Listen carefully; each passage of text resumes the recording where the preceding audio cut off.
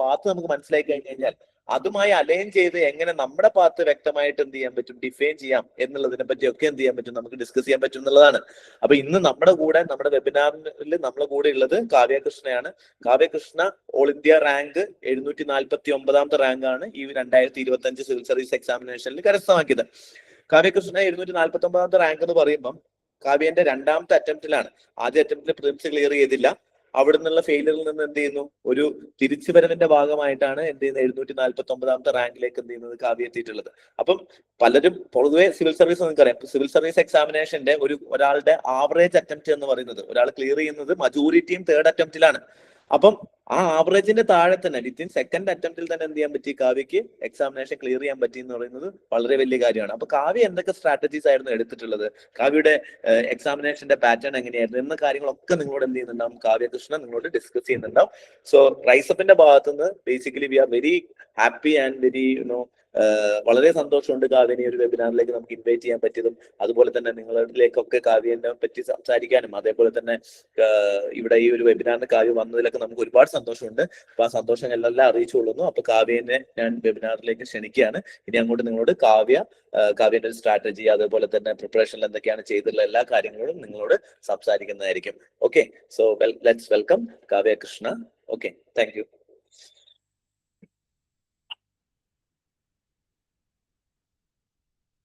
Hello, clear അല്ലേ?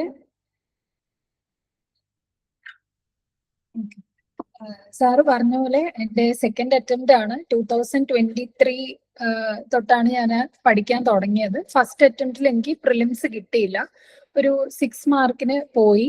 CSAT clear ആയിരുന്നു ആ വർഷം. അപ്പോൾ രണ്ടാമത്തെ അറ്റംപ്റ്റിലാണ് പ്രിലിംസ് മെയിൻസ് 3 സ്റ്റേജ് ഞാൻ ക്വാളിഫൈ ആയി ലിസ്റ്റിൽ വന്നത്.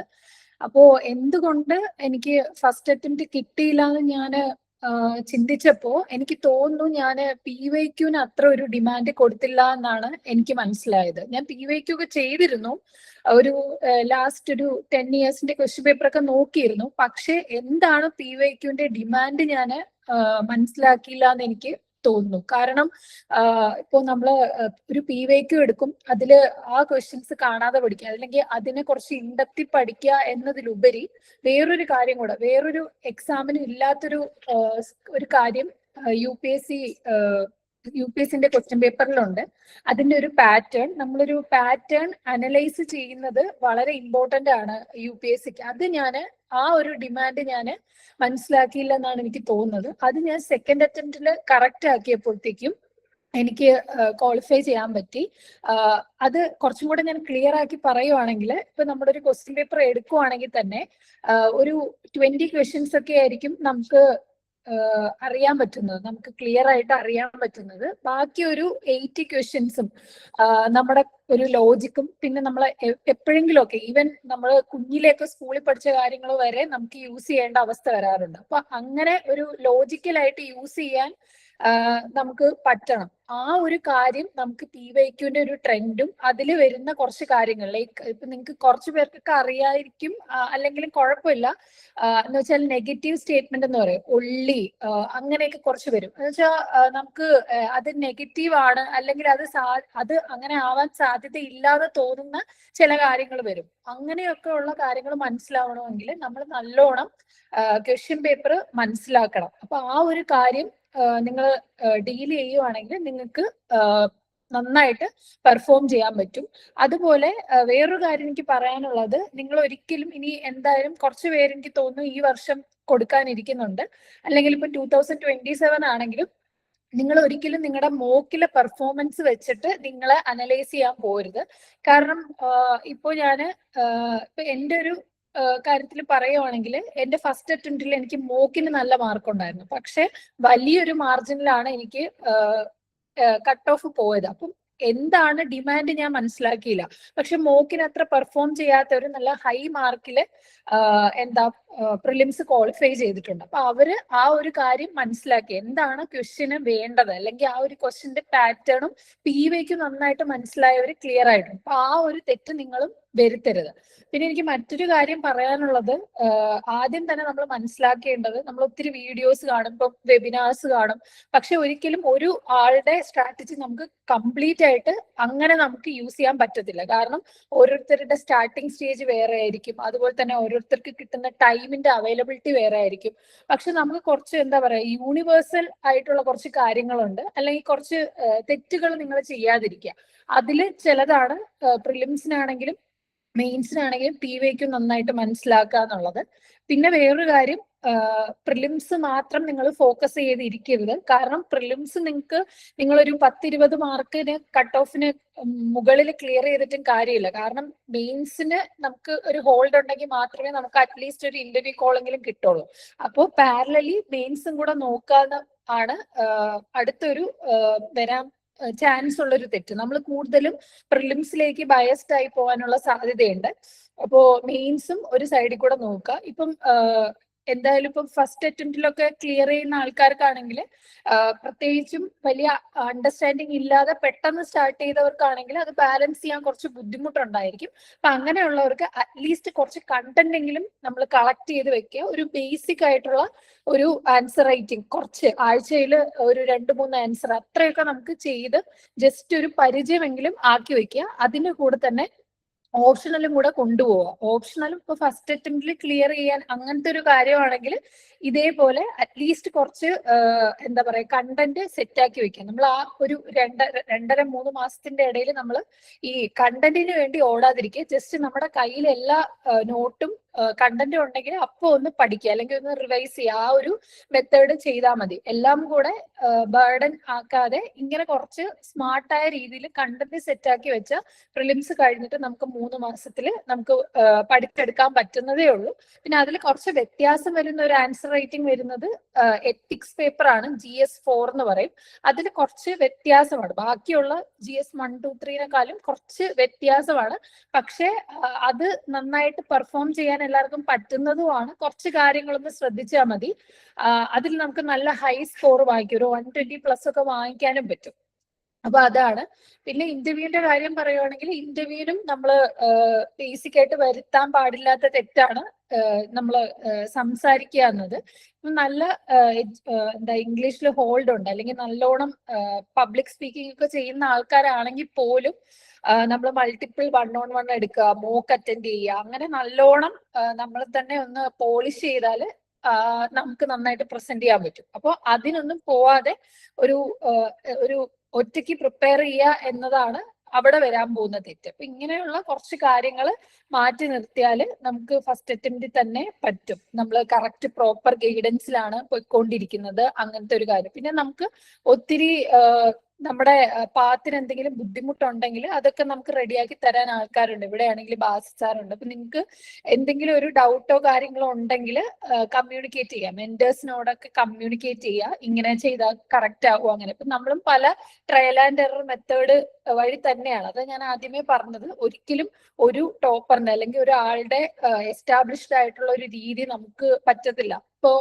നിങ്ങൾ വീഡിയോസ് കണ്ട പലരും 13 മണിക്കൂർ അങ്ങനെയൊക്കെ പറയുന്നുണ്ടായിരിക്കും. പക്ഷെ പ്രാക്ടിക്കലി അത് എല്ലാവർക്കും ചെയ്യാൻ പറ്റില്ലായിരിക്കും. അപ്പൊ നമുക്ക് എങ്ങനെയാണോ പറ്റുന്നത് ആ രീതിയിൽ, പിന്നെ ഓരോരുത്തരുടെ ക്യാപ്പബിലിറ്റിയും വ്യത്യാസമായിരിക്കും. അപ്പൊ അതിനനുസരിച്ച് നമ്മൾ ചേഞ്ചസ് കൊണ്ടുവരിക. പിന്നെ മസ്റ്റ് ആയിട്ടും പത്രം വായിക്കുക. ഇപ്പം പത്രം ചിലപ്പോൾ ഇപ്പൊ ഞാനാണെങ്കിലും 2023 ഞാൻ പഠിക്കാൻ തുടങ്ങിയപ്പോൾ തൊട്ടാണ് പത്രം വായിച്ചു തുടങ്ങിയത്. ചിലർക്ക് അതിന് മുന്നേ തുടങ്ങിയിട്ടുണ്ടായിരിക്കാം, അത് നല്ലത് തന്നെയാണ്. പക്ഷെ ഇപ്പം സ്റ്റാർട്ട് ചെയ്തതാണെങ്കിലും ആദ്യം ഒരു ഇനിഷ്യൽ പീരീഡിൽ കുറച്ച് ടൈം കൂടുതൽ എടുക്കും, അത് കുഴപ്പമില്ല. ഒരു 2 മാസമൊക്കെ കഴിയുമ്പോഴത്തേക്കും 1 മണിക്കൂറിൽ നമുക്ക് പത്രം വായിക്കാനൊക്കെ പറ്റും. ഡെയിലി പത്രം വായിക്കുക, അത് മസ്റ്റ് ആണ്. അത് നമുക്ക് പ്രിലിംസിനാണെങ്കിലും മെയിൻസിനാണെങ്കിലും ഈവൻ SAക്ക് ആണെങ്കിൽ പോലും നമ്മൾക്ക് ആ ഒരു ലാംഗ്വേജ് മാറാനും പിന്നെ പല പെർസ്പെക്റ്റീവ്സിലേക്ക് എത്താനും നമ്മുടെ പത്രം വായന നമ്മളെ സഹായിക്കും. അപ്പൊ അതാണ് മറ്റൊരു കാര്യം, മസ്റ്റ് ആയിട്ട് ചെയ്യേണ്ട കാര്യം. പിന്നെ അതിനോടൊപ്പം പറയേണ്ട ഒരു കാര്യം ഈ കറണ്ട് അഫയേഴ്സ് പ്രിപ്പറേഷൻ ആണ്. അതും പല രീതിയിൽ നമുക്ക് ചെയ്യാം. ഇപ്പോ ഡിജിറ്റലി പ്രിപ്പയർ ചെയ്യാൻ പറ്റുന്ന ആൾക്കാരുണ്ട്, അവർക്ക് കുറച്ചും കൂടെ അതായിരിക്കും സ്യൂട്ടബിൾ. ഇപ്പൊ എന്റെ ഒരു കേസ് പറയുകയാണെങ്കിൽ എനിക്ക് ഡിജിറ്റൽ അത്ര ഓക്കെ അല്ല. അപ്പൊ അങ്ങനെ ചെയ്യാൻ പറ്റുന്നവർക്ക് വളരെ ക്രിസ്പായിട്ട്, കാരണം നമ്മൾ ഒത്തിരി കോപ്പി പേസ്റ്റ് ചെയ്യുകയോ അല്ലെങ്കിൽ ഒത്തിരി വലിയ വലിയ സെന്റൻസിൽ നമ്മൾ ആൻസർ എഴുതിയിട്ടിട്ട് കാര്യമില്ല, അത് നമുക്ക് പിന്നെ വായിക്കാൻ പറ്റത്തില്ല. അപ്പോൾ എന്താ ചെയ്യേണ്ടതെന്ന് വെച്ചാല്, ഇപ്പോ ഒരു എക്സാമ്പിൾ പറയുകയാണെങ്കിൽ ഡീലിമിറ്റേഷന്റെ ഒരു ആർട്ടിക്കിൾ നിങ്ങൾ പത്രത്തിൽ കണ്ടു. അപ്പൊ അതിന് നിങ്ങൾ പ്രിലിംസ് പെർസ്പെക്റ്റീവിൽ നിങ്ങൾ എന്താ ചിന്തിക്കേണ്ടത്? അതിന്റെ ആർട്ടിക്കിൾ എന്താണ്, അല്ലെങ്കിൽ അത് ഡീലിമിറ്റേഷൻ വരുവാണെങ്കിൽ എന്തെങ്കിലും അമെന്റ്മെന്റ് വരാൻ സാധ്യതയുണ്ടോ, അല്ലെങ്കിൽ ഏതൊക്കെ ഷെഡ്യൂളിന് അത് ബാധിക്കും, അങ്ങനത്തെ കാര്യങ്ങൾ മാത്രമാണ് നമ്മൾ പ്രിലിംസിന് നോക്കേണ്ടത്. അല്ലാതെ അതിന്റെ പ്രോസ് കോൺസ് അങ്ങനത്തെ കാര്യങ്ങളൊന്നും നമുക്ക് വേണ്ട. അപ്പൊ അതൊക്കെ വേണ്ടത് മെയിൻസിലത്തേക്ക്. അപ്പൊ മെയിൻസിനത്തേക്ക് നമ്മൾ ആ ഒരു ആർട്ടിക്കിളിൽ നിന്ന് എടുക്കേണ്ട സാധനം എന്ന് വെച്ചാൽ എന്തെങ്കിലും കീവേഡ്സ്, വളരെ സ്ട്രൈക്കിംഗ് ആയിട്ടുള്ള എന്തെങ്കിലും കാര്യം, അല്ലെങ്കിൽ എവിടെയെങ്കിലും എന്തെങ്കിലും ഇമ്പോർട്ടന്റ് ആയിട്ടുള്ള കേസ് സ്റ്റഡീസ് നടന്നെങ്കിൽ അതൊക്കെയാണ് എടുക്കേണ്ടത്. അല്ലാതെ നമ്മൾ മൊത്തത്തിൽ ഒരു കാര്യം, അത് നമുക്ക് ഓൾറെഡി അറിയായിരിക്കും എന്താണ് ഡീലിമിറ്റേഷൻ എന്നും അത് എത്ര വട്ടം നടന്നിട്ടുണ്ടെന്ന് അങ്ങനെയൊക്കെ നമുക്ക് അറിയായിരിക്കും. പക്ഷെ ഒരു ക്വസ്റ്റ്യന്റെ ലെവലിലേക്ക് അത് മാറ്റി ഷോർട്ടാക്കി യൂസ് ചെയ്യാം. ഇപ്പൊ നമുക്ക് അതിന് ചിലപ്പം പറ്റത്തില്ലായിരിക്കും, എന്നാലും കുഴപ്പമില്ല, നമ്മുടെ കയ്യിൽ തന്നെ നോട്ട് ഉണ്ടായാൽ അത് ബെറ്റർ ആണെന്നേ ഉള്ളൂ. ഇപ്പം അതില്ലെങ്കിലും ഒരു പ്രശ്നമില്ല. കാരണം എന്റെ ഫസ്റ്റ് അറ്റംപ്റ്റിന്റെ സമയത്ത് ഞാൻ നോട്ട് ഉണ്ടാക്കാൻ ശ്രമിച്ചിട്ടുണ്ട്. സെക്കൻഡ് അറ്റംപ്റ്റ് ആയപ്പോഴത്തേക്കും സമയക്കുറവ് കാരണം ഞാൻ ഡെയിലി പത്രം വായിക്കുമായിരുന്നു. പക്ഷെ അതിൽ കവർ ആവാത്ത സാധനങ്ങൾ ഞാൻ ഏതെങ്കിലും, നമുക്ക് ഒത്തിരി കമ്പൈലേഷൻസ് കിട്ടും, അല്ലെങ്കിൽ കറണ്ട് അഫയേഴ്സിന്റെ വീഡിയോസ് ഒക്കെ കിട്ടും. അപ്പൊ അത് വെച്ചിട്ട് ജസ്റ്റ് കണ്ട അങ്ങനെ ആ ഒരു ഗ്യാപ്പ് ഫില്ല് ചെയ്തിട്ടുണ്ട്. അങ്ങനെ നമുക്ക് കണ്ടന്റ് പല രീതിയിൽ കിട്ടും. ഇപ്പോ അഥവാ നമുക്ക് എവിടെയെങ്കിലും ഒരു ഷോർട്ട് കമ്മിങ് ഉണ്ടെങ്കിലും നമ്മൾ മോക്ക് ഒത്തിരി എടുക്കുമ്പോഴത്തേക്കും അതിൽ കവറായി പോകും. അങ്ങനെ ഒരു രീതി മാത്രമല്ല ഈ ബുക്ക്, അല്ലെങ്കിൽ എന്താ പറയാ, ഈ കമ്പൈലേഷൻ വായിച്ചാൽ മാത്രമേ നമുക്ക് കണ്ടന്റ് കിട്ടുള്ളൂ. അങ്ങനെയില്ല, നമുക്ക് മൾട്ടിപ്പിൾ സോഴ്സിൽ നിന്ന് നമുക്ക് കിട്ടിക്കോളും. അതുകൊണ്ട് തന്നെ ഒത്തിരി സാധനങ്ങളുടെ പുറകെ നിങ്ങൾ പോവാതിരിക്കുക. എന്ന് വെച്ചാൽ ഇപ്പോ നമ്മുടെ പഠിക്കുന്ന ഇൻസ്റ്റിറ്റ്യൂട്ടിന്റെ ഒരു കറണ്ട് അഫയേഴ്സ്, വിഷന്റെ കറണ്ട് അഫയേഴ്സ്, അങ്ങനെയൊന്നും പോവാതിരിക്കുക. നിങ്ങൾ എവിടെയാണോ പഠിക്കുന്നത്, അല്ലെങ്കിൽ ഇപ്പൊ സെൽഫ് പ്രിപ്പറേഷൻ ആണെങ്കിലും നിങ്ങൾ ഒരു സോഴ്സിനെ ട്രസ്റ്റ് ചെയ്യുക, അത് മാത്രം മതി നമുക്ക്. ഓക്കെ, അതിന്റെ അപ്പുറം വരുന്നത് നമുക്ക് ഡീൽ ചെയ്യാൻ പറ്റും. അതിനുള്ള ഒരു പ്രാക്ടീസ് ആ ഒരു നമ്മളൊരു 3-4 മാസം നമ്മൾ എഴുതി വരുന്ന ഒരു ടെസ്റ്റിൽ നിന്ന് നമുക്ക് കിട്ടും. അപ്പോൾ ആ രീതിയിൽ നിങ്ങൾ നോക്കുക. പിന്നെ വേറൊരു കാര്യം എനിക്ക് പറയാനുള്ളത്, വേറൊരു മിസ്റ്റേക്ക് നമുക്ക് വരാൻ ചാൻസ് എന്ന് വെച്ചാൽ മോക്കിനോടുള്ള ഒരു പേടിയാണ്.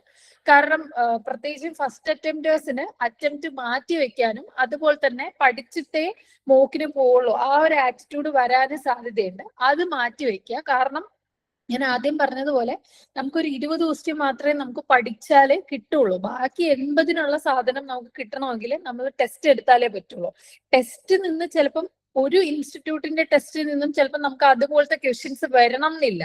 പക്ഷെ അത് സോൾവ് ചെയ്തൊരു സ്ട്രാറ്റജി, നമ്മുടെ ആ സമയത്തുള്ള തിങ്കിങ് പ്രോസസ്, പിന്നെ ഇപ്പോ എന്താ പറയാ, നമ്മൾ കുറച്ചും കൂടെ അലേർട്ട് ആയിരിക്കും, നമ്മുടെ ന്യൂറോൺസ് അലേർട്ട് ആയിരിക്കും. ഒരു ട്രാപ്പ് ഒരു ക്വസ്റ്റ്യനിൽ ഉണ്ടെങ്കിൽ അത് എങ്ങനെ ഡിറ്റക്ട് ചെയ്യണം, അതൊക്കെ നമ്മൾ ഈ ഒരു പ്രാക്ടീസിൽ റെഡി ആയിക്കോളും. അപ്പൊ ഒരിക്കലും നമ്മൾ പഠിച്ചു തീർന്നിട്ടേ ഒരു വീക്കെൻഡിൽ എക്സാം എടുക്കാൻ പോവുള്ളൂ, അങ്ങനെ നിങ്ങൾ വിചാരിക്കരുത്. എത്ര കുറച്ച് കണ്ടന്റ് ആണെങ്കിൽ ചിലപ്പോൾ ആ ഒരു വീക്ക് നിങ്ങൾക്ക് പഠിക്കാനേ പറ്റത്തില്ലായിരിക്കും. എന്നാൽ പോലും നിങ്ങൾ ടെസ്റ്റ് എടുക്കുക, കറക്റ്റ് ആയിട്ട് അതിന്റെ കീ നോക്കുക. പിന്നെ നിങ്ങൾക്ക് എന്തെങ്കിലും നിങ്ങൾക്ക് മനസ്സിലാവുന്നില്ല, നിങ്ങളുടെ തെറ്റെന്താന്ന് മനസ്സിലാവുന്നില്ലെങ്കിൽ നിങ്ങളുടെ മെന്റേഴ്സിനോട് കമ്മ്യൂണിക്കേറ്റ് ചെയ്യുക. അവരുടെ സജഷൻസ് നിങ്ങൾക്ക് ഓക്കെ ആണെങ്കിൽ അത് എടുക്കുക. പിന്നെ ചിലപ്പോൾ നമുക്ക് ആ ഒരു സെറ്റായി പോകണം എന്നില്ല, അപ്പൊ വീണ്ടും അത് പറഞ്ഞ് റെഡിയാക്കുക. അങ്ങനെ ഒരു ഗിവ് ആൻഡ് ടേക്കിൽ കൂടെ ആ ഒരു സ്ട്രാറ്റജി ക്ലിയർ ചെയ്ത് എക്സാമിന് പോവാം. പിന്നെ ആദ്യം ചിലപ്പോൾ നമുക്ക് നല്ല മാർക്ക് കുറവായിരിക്കും. അത് ഞാൻ പറഞ്ഞ പോലെ മാർക്കിനെ വെച്ചിട്ട് യു പി എസ് സി നിങ്ങൾ ക്ലിയർ ചെയ്യോ ഇല്ലയോ എന്ന് നിങ്ങൾ ഒരിക്കലും നിങ്ങളായിട്ട് അത് ഒരു വിശകലനം ചെയ്യരുത്. കാരണം ഒരു മോക്കിനും നമ്മുടെ യു പി എസ് സിന്റെ പേപ്പറിന്റെ ആ ലെവൽ എത്താൻ പറ്റില്ല.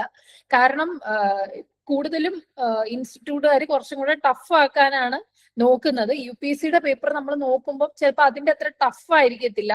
പക്ഷേ ഞാൻ നേരത്തെ പറഞ്ഞ പോലെ കുറച്ച് പാറ്റേണും കാര്യങ്ങളും ഒക്കെ റെക്കറന്റ് ആയിട്ട് വരുന്ന കാര്യം നമുക്ക് മനസ്സിലാക്കി എടുക്കാൻ പറ്റുവാണെങ്കിൽ നമുക്ക് സാധാരണ കിട്ടുന്നതിനേക്കാളും ഒരു +20 ഒക്കെ വാങ്ങിക്കാൻ പറ്റും. അത് മതി നമുക്ക് ക്ലിയർ ചെയ്യാൻ. അപ്പൊ ആ ഒരു രീതിയിലാണ് നമുക്ക് ഒരു പ്രിലിംസിനെ നോക്കി കാണേണ്ടത്. അപ്പോ ഇത് ഞാനൊരു ബേസിക് ആയിട്ടുള്ള ഒരു കുറച്ച് കാര്യങ്ങൾ പറഞ്ഞതാണ്. അപ്പൊ നിങ്ങൾക്ക് എന്തെങ്കിലും ഡൗട്ട് ഉണ്ടെങ്കിൽ ചോദിക്കാം. പിന്നെ അതുപോലെ എന്തിനെങ്കിലും പറ്റി പറയണമെങ്കിലും ചോദിക്കാം.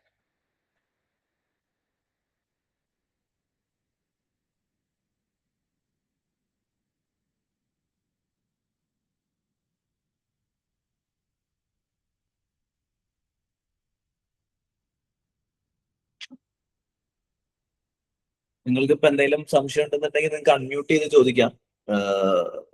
കാവ്യന്റെ ഒരു എക്സ്പീരിയൻസ് കാര്യങ്ങളൊക്കെ വേണമെങ്കിൽ ഒക്കെ ഷെയർ ചെയ്ത് തരും. അങ്ങനെയുള്ള കാര്യങ്ങൾ ചോദിക്കാം.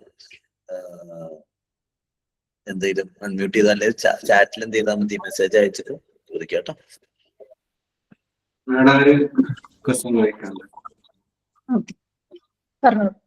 മാഡം CSAT എങ്ങനെ പ്രിപ്പയർ ചെയ്തത്? അതൊരു വലിയ കൺസേൺ ആണ് എനിക്ക്. ഞാൻ നേരത്തെ വിട്ടുപോയൊരു കാര്യമാണ് CSAT-നെ പറ്റി. അത് നമ്മൾ ഒരിക്കലും ഒരു ചെറിയ കാര്യമായിട്ട് വിടരുത്. പ്രത്യേകിച്ചും ആ ഒരു മിസ്റ്റേക്ക് ചെയ്യുന്നത് ഒരു ടെക്നിക്കൽ ബാക്ക്ഗ്രൗണ്ട് ബിടെക്കുകാരൊക്കെ ചെറിയ ഒരു അത്ര സീരിയസ്നെസ് കാണിക്കാത്ത പോലെ എനിക്ക് തോന്നിയിട്ടുണ്ട്. പക്ഷെ ഏത് ബാക്ക്ഗ്രൗണ്ടുകാരാണെങ്കിലും CSAT-ന് അതിന് കൊടുക്കേണ്ട ഒരു ഡ്യൂ വെയിറ്റേജ് നമ്മൾ കൊടുക്കണം. ഒരു 66 പോയിന്റ് മാർക്ക് വാങ്ങിയാൽ മതി എന്നേ ഉള്ളൂ.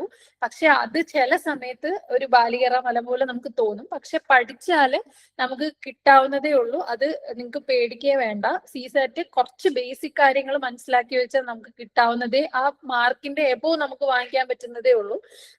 അത് പ്രശ്നമില്ല. എന്താ ചെയ്യേണ്ടതെന്ന് വെച്ചാല് നിങ്ങൾ ഒരിക്കലും ഒരു സാധനത്തിനോട് ബയസ്ഡ് ആവരുത്. എന്ന് വെച്ചാൽ ഞാൻ കോംപ്രഹെൻഷൻ നന്നായിട്ട് ചെയ്യും, അപ്പൊ അത് മാത്രമേ ഞാൻ ചെയ്യുള്ളൂ, അങ്ങനെ വിചാരിക്കരുത്. രണ്ടിനും ഈക്വൽ വെയിറ്റേജ് കൊടുക്കുക. പിന്നെ നമ്മൾ ആദ്യം ഞാൻ പറയുന്നത് വെച്ചാല് ആദ്യം നമ്മൾ കുറച്ച് മാത്സ് ഒക്കെ നോക്കിയിട്ട്, എന്ന് വെച്ചാൽ നമ്പർ സിസ്റ്റം നന്നായിട്ട് പഠിക്കുക. അതിന്റെ PYQ ഒരു 80 ദിവസത്തിനോളം കാണും. അത് വൃത്തിക്ക് ചെയ്യുക. പിന്നെ ലാസ്റ്റത്തെ ഒരു 10-12 വർഷത്തെ ക്വസ്റ്റ്യൻ പേപ്പറിലെ മാത്സ് കംപ്ലീറ്റ് ആയിട്ട് ചെയ്താൽ തന്നെ നമുക്ക് കിട്ടും. ഇപ്പൊ നിങ്ങളുടെ കഴിഞ്ഞ വർഷത്തെ ക്വസ്റ്റ്യൻ പേപ്പർ 2025-ലെ ക്വസ്റ്റ്യൻ നോക്കിയാൽ തന്നെ നമുക്ക് ആദ്യം പെട്ടെന്ന് നോക്കുമ്പോഴത്തേക്കും കുറച്ച് ടഫായിട്ട് തോന്നും. പക്ഷെ പിന്നെ നോക്കുമ്പോഴാണ് നമ്മുടെ ഒരു 2-3 വർഷം മുന്നത്തെ PYQ തന്നെയാണ് കുറച്ച് ഒരു അടുത്ത ലെവലിലേക്ക് കൊടുത്തിട്ട് ചോദിച്ചിട്ടുള്ളത്. അപ്പൊ ആ ഒരു PYQ ചെയ്തിട്ടുള്ള ഒരാൾക്ക് വളരെ സിമ്പിൾ ആയിട്ട് കിട്ടും. ഒരു എക്സാമ്പിൾ എന്ന് വെച്ചാൽ ഈ UPSC-ന്റെ സ്ഥിരം CSAT-ൽ ഒരു ക്വസ്റ്റ്യനാ ഈ 11-11-11 വെച്ചിട്ടൊരു പരിപാടി. അത് നിങ്ങൾ ഇനി ചെയ്ത് നോക്കുമ്പോഴത്തേക്ക് CSAT പഠിച്ചു തുടങ്ങുമ്പോഴത്തേക്കും ആ ക്വസ്റ്റ്യൻ നിങ്ങൾക്ക് കിട്ടും. അതിന്റെ മൾട്ടിപ്പിൾസ് 3, 7, 11 ആ ഒരു സാധനം അറിയാവുന്നവർക്ക് അത് പെട്ടെന്ന് ചെയ്യാൻ പറ്റും. അത് അറിയാത്ത ഒരാൾക്ക് ആ ക്വസ്റ്റ്യനിൽ നമ്മൾ 2 മണിക്കൂർ കൊടുത്താൽ അത് കിട്ടത്തില്ല. ഈ സംഗതി അറിയാവുന്ന PYQ നോക്കിയിട്ടുള്ള ആൾക്ക് വിത്തിൻ 1 മിനിറ്റ് പോലും വേണ്ട, നമുക്ക് ചെയ്യാൻ പറ്റും. അപ്പോ എന്താ CSAT-ന്റെ സ്ട്രാറ്റജി എന്ന് വെച്ചാല് നമുക്ക് PYQ ലാസ്റ്റ് 10 years മസ്റ്റ് ആയിട്ട് മാത്സ് വൃത്തിക്ക് നോക്കുക. അതിലും ഏറ്റവും ഇമ്പോർട്ടൻസ് കൊടുക്കേണ്ടത് 2020 തൊട്ട് 2025. കാരണം അതിന് മുന്നത്തെയൊക്കെ കുറച്ച് സിമ്പിളാ. 2020 തൊട്ട് 25 വരെ കുറച്ച് ടഫാണ്. പിന്നെ നമുക്ക് അവിടെ നിന്നാണ് കൂടുതലും റിപ്പീറ്റേഷൻസ് കിട്ടുന്നത്. അപ്പൊ അത് നല്ലോണം പഠിക്കുക. പിന്നെ നമുക്ക് കുറച്ച് പ്രയോറിറ്റി ഏരിയാസ് ഉണ്ട്. ലൈക്ക് നല്ല വെയിറ്റേജ് ഉള്ള സാധനങ്ങളാണ് നമ്പർ സിസ്റ്റം. അതിൽ നമ്മൾ എത്ര എഫേർട്ട് ഇട്ടാലും നല്ല റിട്ടേൺസ് കിട്ടും. ഒത്തിരി ക്വസ്റ്റ്യൻസ് അവിടെ നിന്ന് നമുക്ക് കിട്ടും. അപ്പൊ നമ്പർ സിസ്റ്റം, ഡിവിസിബിലിറ്റി, ഇങ്ങനത്തെ കുറച്ച് സാധനങ്ങളുണ്ട്. അത് നല്ലവണ്ണം നോക്കുക. പിന്നെ ഇങ്ങനെ ഇപ്പൊ കുറച്ച് ട്രെൻഡിലുള്ള കാര്യങ്ങളാ പെർമ്യൂട്ടേഷൻ, കോമ്പിനേഷൻ. പിന്നെ ചില ഏരിയാസ് ചിലർക്ക് പാടായിരിക്കും. ഇപ്പോ കോമ്പൗണ്ട് ഇൻട്രസ്റ്റിന്റെ ഒക്കെ ടോപ്പിക് ഉണ്ട്. അത് അത്ര വരാറില്ല. പക്ഷെ എനിക്കത് ഒട്ടും പറ്റത്തില്ല. അപ്പൊ ഞാൻ ആ ഒരു ഏരിയയിൽ നിന്ന് അങ്ങനെ ക്വസ്റ്റ്യൻസ് എടുക്കാറില്ല. പക്ഷെ ഞാൻ നമ്പർ സിസ്റ്റം ചെയ്യാൻ ശ്രമിക്കാറുണ്ട്. അങ്ങനെ നമുക്ക് ഏതാ കൂടുതൽ കംഫർട്ടബിൾ എന്ന രീതിയിൽ അങ്ങനെ ഒരു 6-7 ടോപ്പിക്ക് കണ്ടുപിടിക്കുക മാത്സിൽ. അത് നല്ലോണം ചെയ്ത് പഠിക്കുക. അത് നമുക്ക് പല സോഴ്സ് ഉണ്ട്. ഇപ്പൊ സോൾഡ് ആയിട്ടുള്ള ക്വസ്റ്റ്യൻ പേപ്പേഴ്സ് അല്ലെങ്കിൽ സോൾഡ് ആയിട്ട് നമുക്ക് ഇൻസ്റ്റിറ്റ്യൂട്ട്സ് തന്നെ തരും. ഇവിടെ റൈസപ്പിൽ നിന്നും CSAT-ന്റെ ക്ലാസ്സസ് ഉണ്ട്. പിന്നെ അല്ലാതെ നമുക്ക് കമ്പൈലേഷൻസ് കിട്ടും. അങ്ങനെ പല രീതിയിൽ CSAT നമുക്ക് സെറ്റ് ആവും. അതുപോലെ തന്നെ CSAT-ന്റെ ക്ലാസ്സസിലൂടെ നമുക്ക് ആ ഒരു ഒരു 6-7 മൊഡ്യൂൾസ് മാത്സ് സെറ്റ് ആവും. പിന്നെ അതിൽ കൂടെ നമുക്ക് കോംപ്രഹെൻഷനും റെഡി ആകണം. കോംപ്രഹെൻഷന് ചെയ്യേണ്ട കാര്യം എന്ന് വെച്ചാൽ അതൊരു ലാസ്റ്റ് 5 years മിനിമം നോക്കിയാൽ മതി. നല്ലോണം അതിപ്പോ നമ്മൾ ഏതൊരു ഇൻസ്റ്റിറ്റ്യൂട്ടിന്റെ CSAT മോക്ക് എടുത്താലും ആ ക്വസ്റ്റ്യൻ പേപ്പറിലെ അതിലൊന്നിനും എന്താ പറയാ ഈ UPSCന്റെ CSATന്റെ ഇംഗ്ലീഷ് പേപ്പർ കോംപ്രഹെൻഷൻ പോലെ ആവാൻ പറ്റില്ല. അപ്പൊ നമ്മള് ലാസ്റ്റത്തെ ഒരു 5-6 വർഷം, 5 വർഷം തന്നെ ധാരാളമാണ്, അത് നല്ലോണം നോക്കുക, കോംപ്രഹെൻഷൻ വൃത്തിക്ക് നോക്കുക, എവിടാണ് അവര് ട്വിസ്റ്റ് കൊണ്ടുവരുന്നത്, എന്തൊക്കെയാണ് കീവേഡ്സ്, അത് വൃത്തിക്ക് നോക്കുക. ആ ഒരു 5 വർഷത്തെ സാധനത്തിൽ നിന്ന് തന്നെ നമുക്കൊരു ഒരു എന്താ പറയാ കോംപ്രഹെൻഷന്റെ നല്ല ഹോൾഡ് കിട്ടും. പിന്നെ എനിക്ക് പറയാനുള്ളത് കോംപ്രഹെൻഷൻ അവിടെ കുറച്ച് എന്താ പറയാ സബ്ജക്ടിവിറ്റി ഉണ്ട്. കാരണം ചിലപ്പോൾ നമ്മള് എല്ലാം ഇപ്പം എക്സാം കഴിഞ്ഞിട്ട് നമ്മൾ പല ഇൻസ്റ്റിറ്റ്യൂട്ടിന്റെ കീ നോക്കും. അപ്പൊ അതിലെല്ലാത്തിലും ശരിയായ കാര്യം പോലും എന്താ UPSC ചിലപ്പം തെറ്റിച്ച് തരാറുണ്ട്. UPSCന്റെ ശരി വേറെ ആയിരിക്കും. അപ്പോ കോംപ്രഹെൻഷനിൽ ട്രസ്റ്റ് ചെയ്യുന്നതിനേക്കാളും കുറച്ചും കൂടെ നമുക്ക് ബെനിഫിറ്റ് ആവുക മാത്സ് ആയിരിക്കും. അപ്പൊ ഞാൻ ഇപ്പൊ മാത്സ് ബുദ്ധിമുട്ടാണെങ്കിൽ മാത്സിന്റെ പുറത്ത് ഇരിക്കണം എന്നല്ല പറഞ്ഞത്. നമ്മളൊരു സേഫ് ആയിട്ട് കുറച്ച് മാത്സ് കിട്ടുവാണെങ്കിൽ, മാത്സ് ഒരിക്കലും എന്താ പറയാ ശരിയാണെങ്കിൽ അത് ശരിയാ, അത് എല്ലാവർക്കും ശരിയായിരിക്കും. അതിന് പിന്നെ നമുക്ക് എന്താ പറയാ ആ സബ്ജക്ടിവിറ്റിക്ക് അവിടെ റോളില്ല. അപ്പം മാത്സിനും കോംപ്രഹെൻഷന് ഈക്വൽ വെയിറ്റേജ് കൊടുക്കുക. ഒരു അറ്റംപ്റ്റ് ഇപ്പം എല്ലാരും പറയുന്ന വെച്ചാല് 4ന്റെ മൾട്ടിപ്പിൾസിൽ വരണം എന്നാ പറയുന്നത്. ലൈക്ക് 44, 48 അങ്ങനെ ഒരു 44നെ എപ്പോ ഇട്ടാൽ തന്നെ നമുക്ക് പിന്നെ നെഗറ്റീവ് കുറയണം. അങ്ങനെയാണെങ്കിൽ കയറി പോവും. സേഫ് ഒരു 50+ ഉണ്ടെങ്കിൽ എന്തായാലും നമുക്ക് നല്ലൊരു എഡ്ജിൽ തന്നെ ക്വാളിഫൈ ചെയ്യാൻ പറ്റും. അപ്പം CSATന്റെ കാര്യം ആലോചിച്ച് ടെൻഷൻ അടിക്കണ്ട. അറ്റ്ലീസ്റ്റ് നമുക്കിപ്പം ഞാൻ പറഞ്ഞ ഇത്രയും ചെയ്തില്ലെങ്കിൽ പോലും അറ്റ്ലീസ്റ്റ് ലാസ്റ്റ് 10 years കോംപ്രഹെൻഷനും മാത്സും നോക്കിയാൽ തന്നെ നമുക്ക് ക്വാളിഫൈ ചെയ്യാനുള്ള മാർക്ക് കിട്ടും. അപ്പൊ അത് ടെൻഷൻ ആവണ്ട. ഓക്കെ,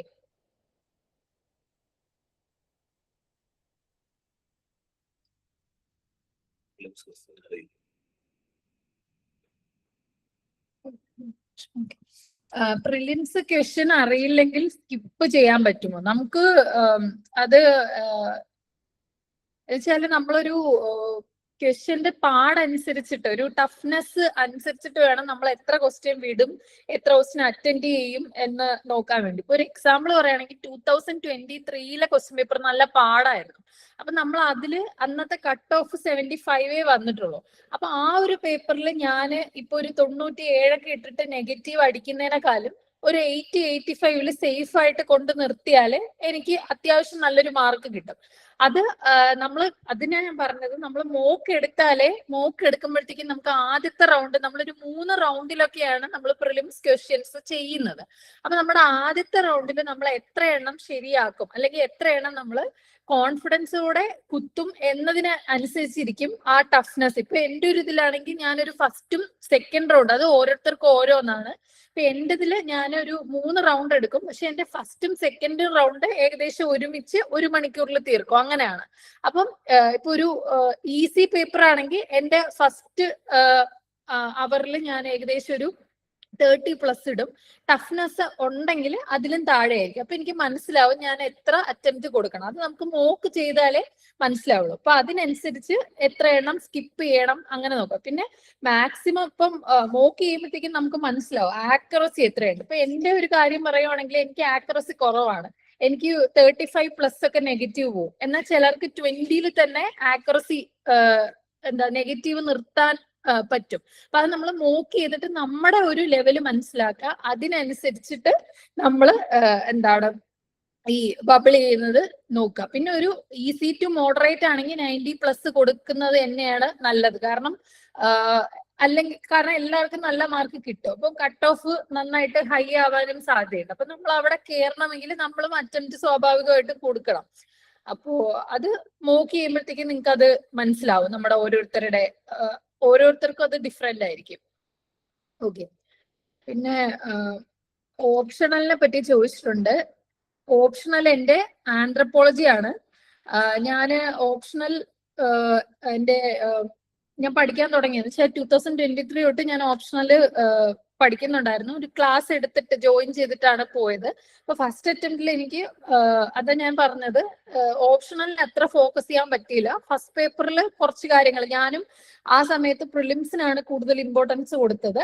അപ്പോൾ ഫസ്റ്റ് അറ്റംപ്റ്റ് കഴിഞ്ഞ സമയത്താണ് ഞാൻ കുറച്ചും കൂടെ ആധികാരികമായിട്ട് എന്താണ് നമുക്ക് നോക്കേണ്ടത്. ഇപ്പൊ ബുക്കും എന്താ പറയാ കുറെ നോട്ട്ബുക്കും കാര്യങ്ങൾ മാത്രം അത് വെച്ചിട്ടിരുന്നാൽ നമുക്ക് പറ്റത്തില്ല. നമുക്ക് വളരെ ക്രിസ്പായിട്ട് കാര്യങ്ങൾ ഉണ്ടെങ്കിൽ മാത്രമേ ആ സമയത്ത് പ്രൊഡ്യൂസ് ചെയ്യാനും പിന്നെ എന്താണ് നല്ലോണം റീകളക്ട് ചെയ്യാനും റിവൈസ് ചെയ്യാനും പറ്റുള്ളൂ. അപ്പൊ ഞാൻ എന്ത് ചെയ്തു എന്ന് വെച്ചാല് കുറച്ച് ടോപ്പേഴ്സ് നോട്ടൊക്കെ കിട്ടും നമുക്ക്. ആന്ത്രപ്പോളജിക്ക് ആണെങ്കിലും സോഷ്യോളജിക്ക് ആണെങ്കിലും എല്ലാത്തിനും കിട്ടും. ഒരുവിധം ഇപ്പോഴത്തെ ഓപ്ഷണൽസിനൊക്കെ കിട്ടും. അത് വെച്ചിട്ട് അല്ലെങ്കിൽ നമ്മൾ എവിടാണോ പഠിക്കുന്നത് അവിടുത്തെ നോട്ട് മതി. അത് വെച്ചിട്ട് PYQം കൂടെ നോക്കിയിട്ട് ക്രിസ്പായിട്ട് നോട്ട് എഴുതി വെക്കുക. അത് വലിയ വലിയ പാരഗ്രാഫ് അങ്ങനെയല്ല. ഇപ്പൊ എന്താ പറയാ, ഒരു ക്വസ്റ്റ്യൻ തന്നിട്ടുണ്ടെങ്കിൽ അതിന് ഞാൻ എന്താണ് ഒരു ഇൻട്രോ കൺക്ലൂഷൻ കൊടുക്കുക, പിന്നെ അതിൽ ഞാൻ വരുത്താൻ പോകുന്ന കീവേഡ്സ് ഇത് മാത്രം എഴുതി വെക്കുക. കാരണം ബാക്കി നമുക്ക് ഡെവലപ്പ് ചെയ്യാൻ പറ്റുമല്ലോ. അപ്പൊ ഇങ്ങനത്തെ കുറച്ച് കാര്യങ്ങൾ ചെയ്താൽ നമുക്ക് നല്ലോണം എന്താ പറയാ ഓപ്ഷണല് പറ്റും. പിന്നെ ഓപ്ഷണലിൽ നല്ലോണം എഫേർട്ട് ഇട്ടാൽ നമുക്ക് ഒരു അസറ്റ് തന്നെയാണ്.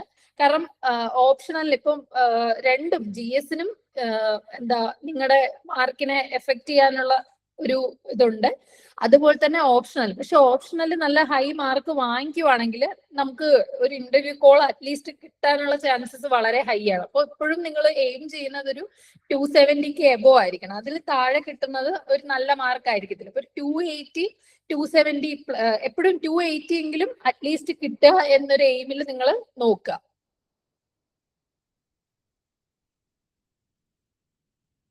ടു 2027 സ്ട്രാറ്റജി എന്ന് വെച്ചാല് ഇപ്പൊ ജസ്റ്റ് സ്റ്റാർട്ട് ചെയ്യാൻ പോകുന്നു, അല്ലെങ്കിൽ ഇപ്പൊ നിങ്ങൾ ക്ലാസ് ജോയിൻ ചെയ്യാൻ പോകുന്നു.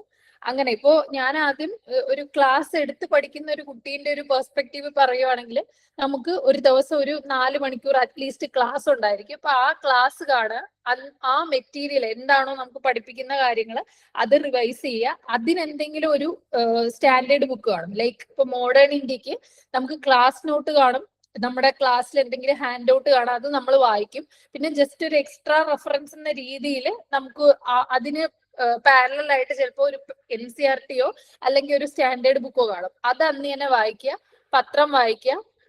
അങ്ങനെ ഒരു ദിവസം നിങ്ങൾ പ്ലാൻ ചെയ്യുക. ഇപ്പം സ്വന്തമായിട്ട് നമുക്ക് പ്ലാൻ ഇടാൻ പറ്റിയില്ലെങ്കിൽ ഇൻസ്റ്റിറ്റ്യൂട്ടിന്റെ ഒപ്പം പോവുക എന്നതാണ് ഏറ്റവും നല്ലത്. അപ്പൊ നമുക്ക് എന്താ ഓട്ടോമാറ്റിക് ആയിട്ട് കവറായി പോകും. പിന്നെ ഒരു മാസം കഴിയുമ്പോൾ തന്നെ എല്ലാ ഇൻസ്റ്റിറ്റ്യൂട്ടുകാരും വീക്ക്ലി എക്സാംസ് ഒക്കെ നടത്തും. അപ്പൊ ആ വീക്ക്ലി എക്സാംസിന് വേണ്ടിയും പഠിക്കുക. അപ്പൊ നമുക്ക് ഓട്ടോമാറ്റിക് ആയിട്ട് ഒരു റിവിഷൻ നടക്കും. അപ്പൊ ഇങ്ങനെ അല്ല, നമ്മൾ ഒറ്റയ്ക്ക് പ്രിപ്പയർ ചെയ്യുന്ന ആളാണെങ്കിൽ ആദ്യം നമ്മള് ഒരു ചെറിയ രീതിയിൽ ടൈം ടേബിൾ സെറ്റ് ചെയ്യുക. ഇത്ര ഒരാഴ്ച കൊണ്ട് നമ്മൾ ഇത്ര ചെയ്യും, അങ്ങനെ. അപ്പൊ അതില് നമ്മൾ ഒറ്റയ്ക്ക് ചെയ്യുമ്പോഴത്തേക്ക് ഒരു പ്രശ്നം വരികയെന്ന് വെച്ചാൽ നമ്മൾ ചിലപ്പോൾ കാട് കയറി പോവും, അല്ലെങ്കിൽ എന്താ പറയാ പാതിയിൽ വെച്ച് ഇട്ടിട്ട് പോവാൻ ഒരു രീതി വരും. ഇപ്പൊ ആ സമയത്ത് നമ്മൾ എന്താ ചെയ്യേണ്ടതെന്ന് വെച്ചാൽ ഒരു മെന്റർഷിപ്പ് അവൈൽ ചെയ്യുക. ഇപ്പൊ നമുക്കൊരു PCM കോഴ്സ് മൊത്തത്തിൽ എടുക്കാൻ പറ്റിയില്ലെങ്കിൽ പോലും ഒരു മെന്റർഷിപ്പ് മതി നമുക്ക് മുന്നോട്ട് പോകാൻ. എന്തൊക്കെ പഠിക്കണം എന്ന് ഒരാൾ പറഞ്ഞാൽ നമുക്ക് അതിന്റെ സാധനങ്ങളെല്ലാം അവൈലബിൾ ആണ്. അപ്പം ഒരു മെന്റർഷിപ്പ് അവൈൽ ചെയ്യുക. ഇവിടെ ആണെങ്കിൽ ഇപ്പൊ ബാസ് സാർ ഉണ്ട്, രാജ് സാർ ഉണ്ട്. അപ്പോൾ ഒരു മെന്റർഷിപ്പ് ചോദിക്കുവാണെങ്കിൽ, അല്ല മെന്റർഷിപ്പ് നമ്മൾ അവൈൽ ചെയ്യുവാണെങ്കിൽ ആ രീതിയിൽ നമ്മൾ എന്തൊക്കെ മിസ്റ്റേക്ക് വരുത്താൻ പാടില്ല, അല്ലെങ്കിൽ ഒരു പേഴ്സണലൈസ്ഡ് ആയിട്ടുള്ള ഒരു ടൈം ടേബിൾ അവർ തന്നെ സെറ്റ് ചെയ്യും. അതിനനുസരിച്ച് നമുക്ക് പോകാൻ പറ്റും. അല്ലെങ്കിൽ നമ്മൾ കുറച്ച് എന്താ പറയാ 2 ദിവസം കൊണ്ട് ഒരു ബുക്ക് അങ്ങനെയൊക്കെയുള്ള നടക്കാത്ത സ്വപ്നങ്ങൾ വിചാരിക്കും. പിന്നെ പാതിയിൽ നമുക്ക് ഇട്ടിട്ട് പോകേണ്ടി വരും. അപ്പൊ നമുക്ക് മുന്നേ ഈ ജേർണിയിൽ കൂടെ പോയിട്ടുള്ള ആൾക്കാർക്കാണെങ്കിൽ എങ്ങനെയാണ് ഇത് ഡീൽ ചെയ്യേണ്ടതെന്ന് അറിയാൻ പറ്റും. ആ രീതിയിൽ നമ്മൾ പോവുകയാണെങ്കിൽ എയ്തർ ഒരു കോഴ്സോ, അല്ലെങ്കിൽ ചിലർക്ക് ഒറ്റയ്ക്ക് പറ്റുന്ന ആൾക്കാരും ഉണ്ട്, പക്ഷെ എന്നാൽ പോലും നമുക്ക് ഡൗട്ട് വരാൻ സാധ്യതയുണ്ട്. അപ്പൊ നമ്മളൊരു മെന്റർഷിപ്പ്, നമുക്ക് ട്രസ്റ്റ് ചെയ്യാൻ പറ്റുന്ന ഒരു മെന്റർ ഉണ്ടെങ്കിൽ വളരെ നല്ലതായിരിക്കും. അപ്പോ അങ്ങനെ ബേസിക് ആയിട്ടുള്ള കാര്യങ്ങൾ ചെയ്യാം. ഇപ്പൊ 2027 ആണെങ്കിൽ ആദ്യം നിങ്ങൾ എന്തൊക്കെയാ നമുക്കൊരു കോറായിട്ട് മാർക്ക് ഫെച്ച് ചെയ്യുന്ന ടോപ്പിക്സ് ഉണ്ട്. Polity, economy, geography, environment. ഈ 4 ടോപ്പിക് നിന്നുമാണ് ഏറ്റവും കൂടുതൽ ക്വസ്റ്റ്യൻസ് വരിക. Science and tech, current affairs അതൊക്കെ ഉണ്ട്, പക്ഷെ അത് കുറച്ചും കൂടെ എന്താ പറയാ സ്റ്റാറ്റിക് അല്ല, അതിങ്ങനെ മാറിക്കൊണ്ടിരിക്കും. ഈ 4 സാധനത്തിന് പ്രത്യേകിച്ചും പൊളിറ്റിക്കും എക്കണോമിക്കും ഭയങ്കര സ്റ്റാറ്റ് ആയിട്ടുള്ള സാധനമാണ്. ലൈക്ക് പൊളിറ്റിക്ക് നമ്മൾ ലക്ഷ്മികാന്ത് തന്നെ നന്നായിട്ടൊരു 7-8 വട്ടം വായിച്ചാല് അതിന്റെ അപ്പുറം ക്വസ്റ്റ്യൻസ് വളരെ കുറവാണ് വരുന്നത്. എക്കണോമി അതുപോലെ ബേസിക് എക്കണോമി നല്ലോണം അത് ഒരു ബേസ് ഉണ്ടാക്കിയാൽ നമുക്ക് അതിൽ നിന്ന് ഏകദേശം രണ്ടും കൂടെ ഏകദേശം ഒരു 25 to 30 ക്വസ്റ്റ്യൻസ് കിട്ടും. അതുപോലെ തന്നെ ജോഗ്രഫിയിൽ മാപ്പിങ്ങും വരും, വേൾഡ് മാപ്പ്, ഇന്ത്യൻ മാപ്പ്, അതൊക്കെ നിങ്ങൾക്ക് ഡീറ്റെയിൽ ആയിട്ട് പറഞ്ഞു തരും. അപ്പോ അതിൽ നിന്നും കുറച്ച് ക്വസ്റ്റ്യൻസ് കിട്ടിയാൽ തന്നെ നമുക്കൊരു സേഫ് ആവും. അപ്പം ഇങ്ങനത്തെ 4 കോർ സ്റ്റാറ്റ് സാധനം നിങ്ങൾ ആദ്യം ഫോക്കസ് കൊടുക്കുക. അത് ഫോക്കസ് കൊടുത്തിട്ട് അതിന്റെ ഒപ്പം നിങ്ങൾ ഡെയിലി പത്രം വായന അല്ലെങ്കിൽ നിങ്ങളൊരു കമ്പൈലേഷൻ ആ ഒരു രീതിയിൽ നിങ്ങളുടെ കറണ്ട് അഫയേഴ്സും കൂടെ സെറ്റ് ആയി പോകും. പിന്നെ ഡെയിലി നിങ്ങൾ എന്താ പറയാ, ഓപ്ഷണലിന് വേണ്ടി കുറച്ച് സമയം, ഒരു 2 മണിക്കൂറൊക്കെ ഓപ്ഷണലിന് വേണ്ടി സമയം കണ്ടെത്തുക. കാരണം ആദ്യം നമുക്കൊരു ബുദ്ധിമുട്ടായിരിക്കും ഓപ്ഷണലിന് ഇരിക്കാൻ വേണ്ടിയിട്ട്. പക്ഷെ കുറച്ച് വീതം മൊമെന്റം കൂട്ടി കൊടുക്കുക. ആദ്യം ഒരു 2 മണിക്കൂർ, പിന്നെ അതിന്റെ ഒരു ടൈം കൂട്ടി നമ്മളൊരു ഡിസംബർ ഫസ്റ്റ് അറ്റംപ്റ്റേഴ്സിനാണെങ്കിൽ ഡിസംബർ വരെയൊക്കെ നമുക്ക് ഓപ്ഷണൽ നോക്കാനുള്ള ടൈം കിട്ടുള്ളൂ. അത് കഴിഞ്ഞിട്ട് പിന്നെ നമ്മൾ മെയിൻസ് പ്രിലിംസ് ടെസ്റ്റ് സീരീസ് ഒക്കെ തുടങ്ങുമ്പോഴത്തേക്കും പ്രിലിംസിന് ഇരിക്കുന്നതായിരിക്കും നല്ലത്. നമുക്കൊരു ഡിസംബർ അല്ലെങ്കിൽ ജാനുവരി ഒരു ആദ്യത്തെ വീക്ക് വരെയൊക്കെ നമുക്ക് ഓപ്ഷണലിന് ടൈം കൊടുക്കാം. അപ്പം ആ ഒരു രീതിക്കാണ്. പിന്നെ ഒത്തിരി കണ്ടന്റ് പഠിക്കാതിരിക്കുക, അതാണ് എനിക്ക് എടുത്തു പറയണം എന്ന ഒരു കാര്യം വെച്ചാല്. ഒത്തിരി സ്റ്റാൻഡേർഡ് ബുക്ക്, ഇപ്പൊ നമ്മളൊരു എന്താ പറയാ, മോഡേൺ ഇന്ത്യക്ക് സ്പെക്ട്രം വായിച്ചുവെങ്കിൽ വേറെ ഒരു ബുക്ക് ഇനി പോവാതിരിക്കുക, നമുക്ക് അത് മതി, അതിലുള്ള കാര്യം മതി. അതുപോലെ തന്നെ ഇപ്പോ NCERTs ചിലപ്പോൾ നമുക്ക് സമയം കിട്ടത്തില്ലായിരിക്കും. അപ്പൊ അങ്ങനെ 6 തൊട്ടുള്ള NCERT എന്നൊക്കെ പറയും. പക്ഷെ നിങ്ങൾക്ക് അഥവാ സമയം കിട്ടിയില്ലെങ്കിൽ കുഴപ്പമൊന്നുമില്ല, +1 +2 NCERT വായിച്ചാലും മതി, അതിലെല്ലാം കവർ ചെയ്ത് പോവും. പിന്നെ അതുപോലെ തന്നെ നമ്മുടെ ഒരു ഫോം ഒന്നും അടിക്കേണ്ട ആവശ്യമില്ല. കാരണം ഞാൻ പറഞ്ഞില്ലേ, പല സോഴ്സിൽ നിന്നും നമുക്ക് കണ്ടന്റ് കയറും. ക്വസ്റ്റ്യൻ പേപ്പർ ചെയ്താൽ തന്നെ നമുക്ക് കണ്ടന്റ് ഓട്ടോമാറ്റിക്കായിട്ട് കയറും. അപ്പൊ അത് നിങ്ങൾ ടെൻഷൻ ആവണ്ട. നിങ്ങൾ അറ്റ്ലീസ്റ്റ് ബെയർ മിനിമം നമ്മൾ അടുത്തൊരു അറ്റംപ്റ്റ് കൊടുക്കുന്നതിന് മുന്നേ ഈ 4 ടോപ്പിക് അല്ലെങ്കിൽ ഈ 4 സബ്ജക്ട് നമ്മുടെ കയ്യിൽ സെറ്റ് ആണെങ്കിൽ നിങ്ങൾക്ക് ധൈര്യമായിട്ട് കൊടുക്കാൻ പറ്റും. അതിന്റെ ഒപ്പം ബാക്കിയുള്ള കാര്യങ്ങൾ current affairs, science and tech, പിന്നെ കുറച്ച് അഗ്രികൾച്ചർ, അങ്ങനത്തെ കുറച്ച് ടോപ്പിക് ഉണ്ട്, അതും നോക്കാം. പക്ഷെ ഈ 4 സാധനം നമ്മൾ സ്ട്രോങ് ആയിരിക്കണം. ഈ 4 സാധനത്തിന് മെയിൻ ആയിട്ടും അറ്റ്ലീസ്റ്റ് ഇതിനെ പറ്റി ഒന്നും അറിയാത്ത ഒരാൾക്ക് ചെയ്യാൻ പറ്റുന്ന ഒരു കാര്യമാണ്. എന്താ പറയാ, പൊളിറ്റിക്ക് നമുക്ക് ലക്ഷ്മികാന്ത് തന്നെയാണ്, വേറെ സോഴ്സ് ഒന്നും, വേറെ സോഴ്സ് പോവാതിരിക്കുന്നതല്ല. അപ്പൊ അത് നോക്കാം. ജോഗ്രഫിക്ക് ആണെങ്കിൽ നിങ്ങൾക്ക് +1 +2 ടോട്ടൽ 4 NCERT ഉണ്ട്. അത് വായിക്കുമ്പോൾ തന്നെ ഒരു ബേസിക് അണ്ടർസ്റ്റാൻഡിങ് കിട്ടും. പിന്നെ എക്കണോമി, അത് പലർക്കും പല രീതിയാണ്. എന്ന് വെച്ചാൽ എനിക്ക് എക്കണോമി കുറച്ച് ഡിഫിക്കൽട്ട് ആണ്. അപ്പൊ ഞാൻ എക്കണോമി ചെയ്തതെന്ന് വെച്ചാല് ഞാൻ കൂടുതലും ക്വസ്റ്റ്യൻ പേപ്പർ ചെയ്തു. അപ്പൊ ക്വസ്റ്റ്യൻ പേപ്പറിൽ നിന്നുള്ള കണ്ടന്റ് ആണ് ഞാൻ എടുത്തത്. ഞാനിപ്പോ ക്ലാസ്സിന് പോയ സമയത്ത് അവിടുത്തെ ഒരു ബേസിക് ആയിട്ടുള്ള നോട്ടുണ്ട്, അതില് കിട്ടാത്ത കാര്യങ്ങൾ ഞാൻ ക്വസ്റ്റ്യൻ പേപ്പർ കൂടുതൽ ചെയ്തു. എക്കണോമി ഞാൻ എപ്പോഴും കൂടുതൽ ചെയ്യാൻ നോക്കി, എനിക്ക് കൂടുതൽ തെറ്റുന്നുണ്ട്, അങ്ങനെയാണ് ഞാൻ ചെയ്തത്. പിന്നെ നമ്മുടെ എൻവയോൺമെന്റ് ആണെങ്കിലും ഇപ്പൊ ബേസിക് കുറച്ച് ബുക്കുണ്ട്, ശങ്കർ PMF. പിന്നെ ഞാൻ PMF പറയില്ല, കാരണം ഒത്തിരി പേജുള്ള ബുക്കൊന്നും നിങ്ങൾ വായിക്കാതിരിക്കുന്നതെന്നല്ല. അതിന്റെ ഒരു ഓൾട്ടർനേറ്റ് ഓപ്ഷൻ നിങ്ങൾക്ക് എടുക്കാം. അല്ലെങ്കിൽ നമ്മുടെ ക്ലാസ് നോട്ടും മതി, അത് റിവൈസ് ചെയ്യുക, 3-4 വട്ടം റിവൈസ് ചെയ്യുക, മാക്സിമം ക്വസ്റ്റ്യൻ ചെയ്യുക, PYQ ചെയ്യുക, CSAT ചെയ്യുക. പിന്നെ നിങ്ങൾ ആദ്യമേ CSAT ഇപ്പോ സ്റ്റെപ്പ് പഠിക്കാൻ തുടങ്ങുന്നവർ ഇപ്പോ CSAT ടൈം കൊടുത്തില്ലെങ്കിലും കുഴപ്പമില്ല. ഒരു 2 മാസം കഴിഞ്ഞിട്ട് നിങ്ങൾ പതുക്കെ CSAT സ്റ്റാർട്ട് ചെയ്താലും മതി. അപ്പൊ നിങ്ങൾക്ക് അത്രയും കോൺഫിഡൻസ് കുറവാണെങ്കിൽ നമ്മളിപ്പം ചെറിയ രീതിയിൽ PYQ ഇപ്പൊ തന്നെ സ്റ്റാർട്ട് ചെയ്താലും അല്ലെങ്കിൽ ഏതെങ്കിലും ക്ലാസ് കാണാൻ തുടങ്ങിയാലും കുഴപ്പമില്ല. ഓക്കെ,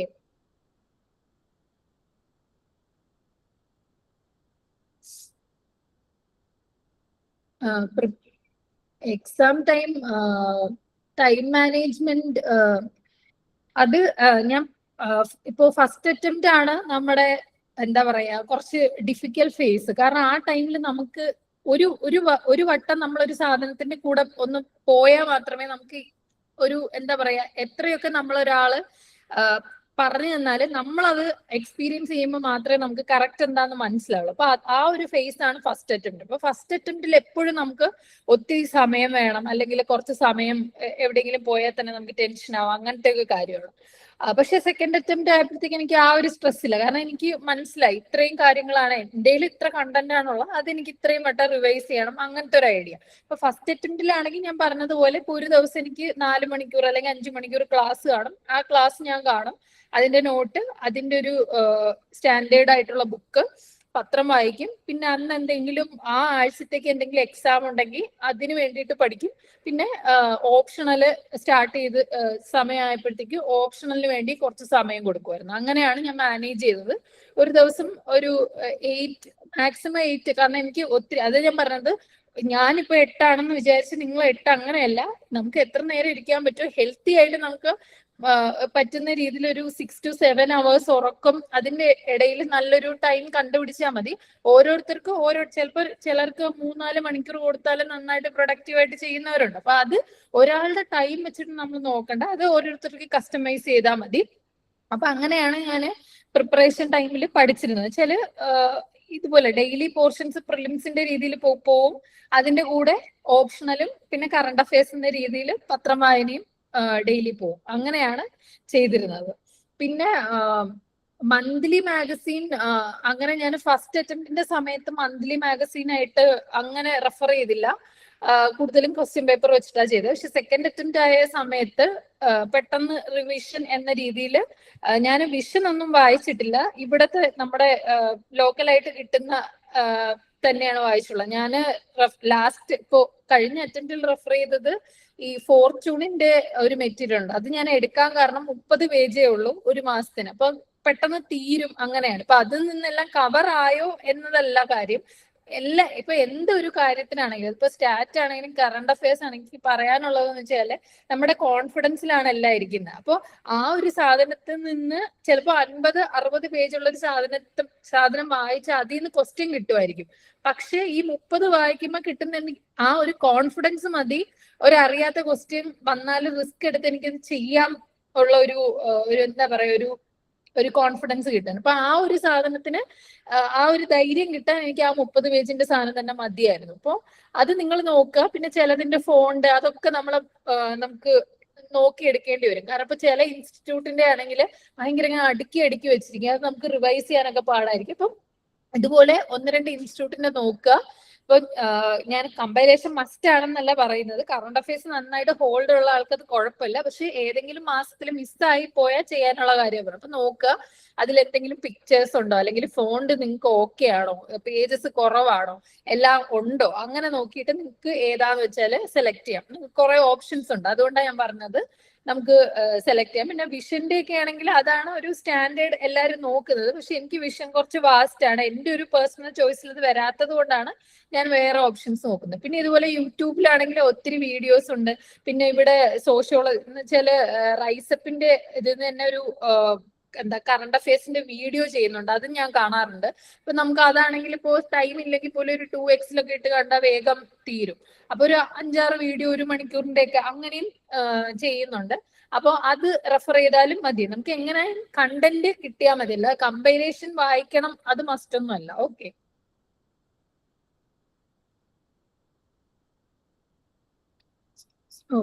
നമുക്ക് കേരള സിലബസ് അത് പ്രശ്നമില്ല. കാരണം +1 +2 എല്ലാവർക്കും സെയിം ആണല്ലോ. പിന്നെ ഈ 6 to 10 അത് ഇപ്പം എത്ര പേര് അത് വായിക്കുന്നു എന്ന് എനിക്കറിയില്ല. ഞാൻ ജോഗ്രഫി വായിച്ചിട്ടുണ്ട്, അതും ഫസ്റ്റ് അറ്റംപ്റ്റിന്റെ സമയത്ത് മാത്രം. പിന്നെ എനിക്കത് റിവൈസ് ചെയ്യാനുള്ള ഒരു സമയമൊന്നും കിട്ടിയിട്ടില്ല. അതാ ഞാൻ പറഞ്ഞത്, നമ്മൾ 6 to 10 വായിച്ചാൽ വളരെ നല്ലതാണ്. കാരണം വളരെ മുന്നത്തെ NCERTC എന്നൊക്കെ ക്വസ്റ്റ്യൻസ് വരാറുണ്ട്.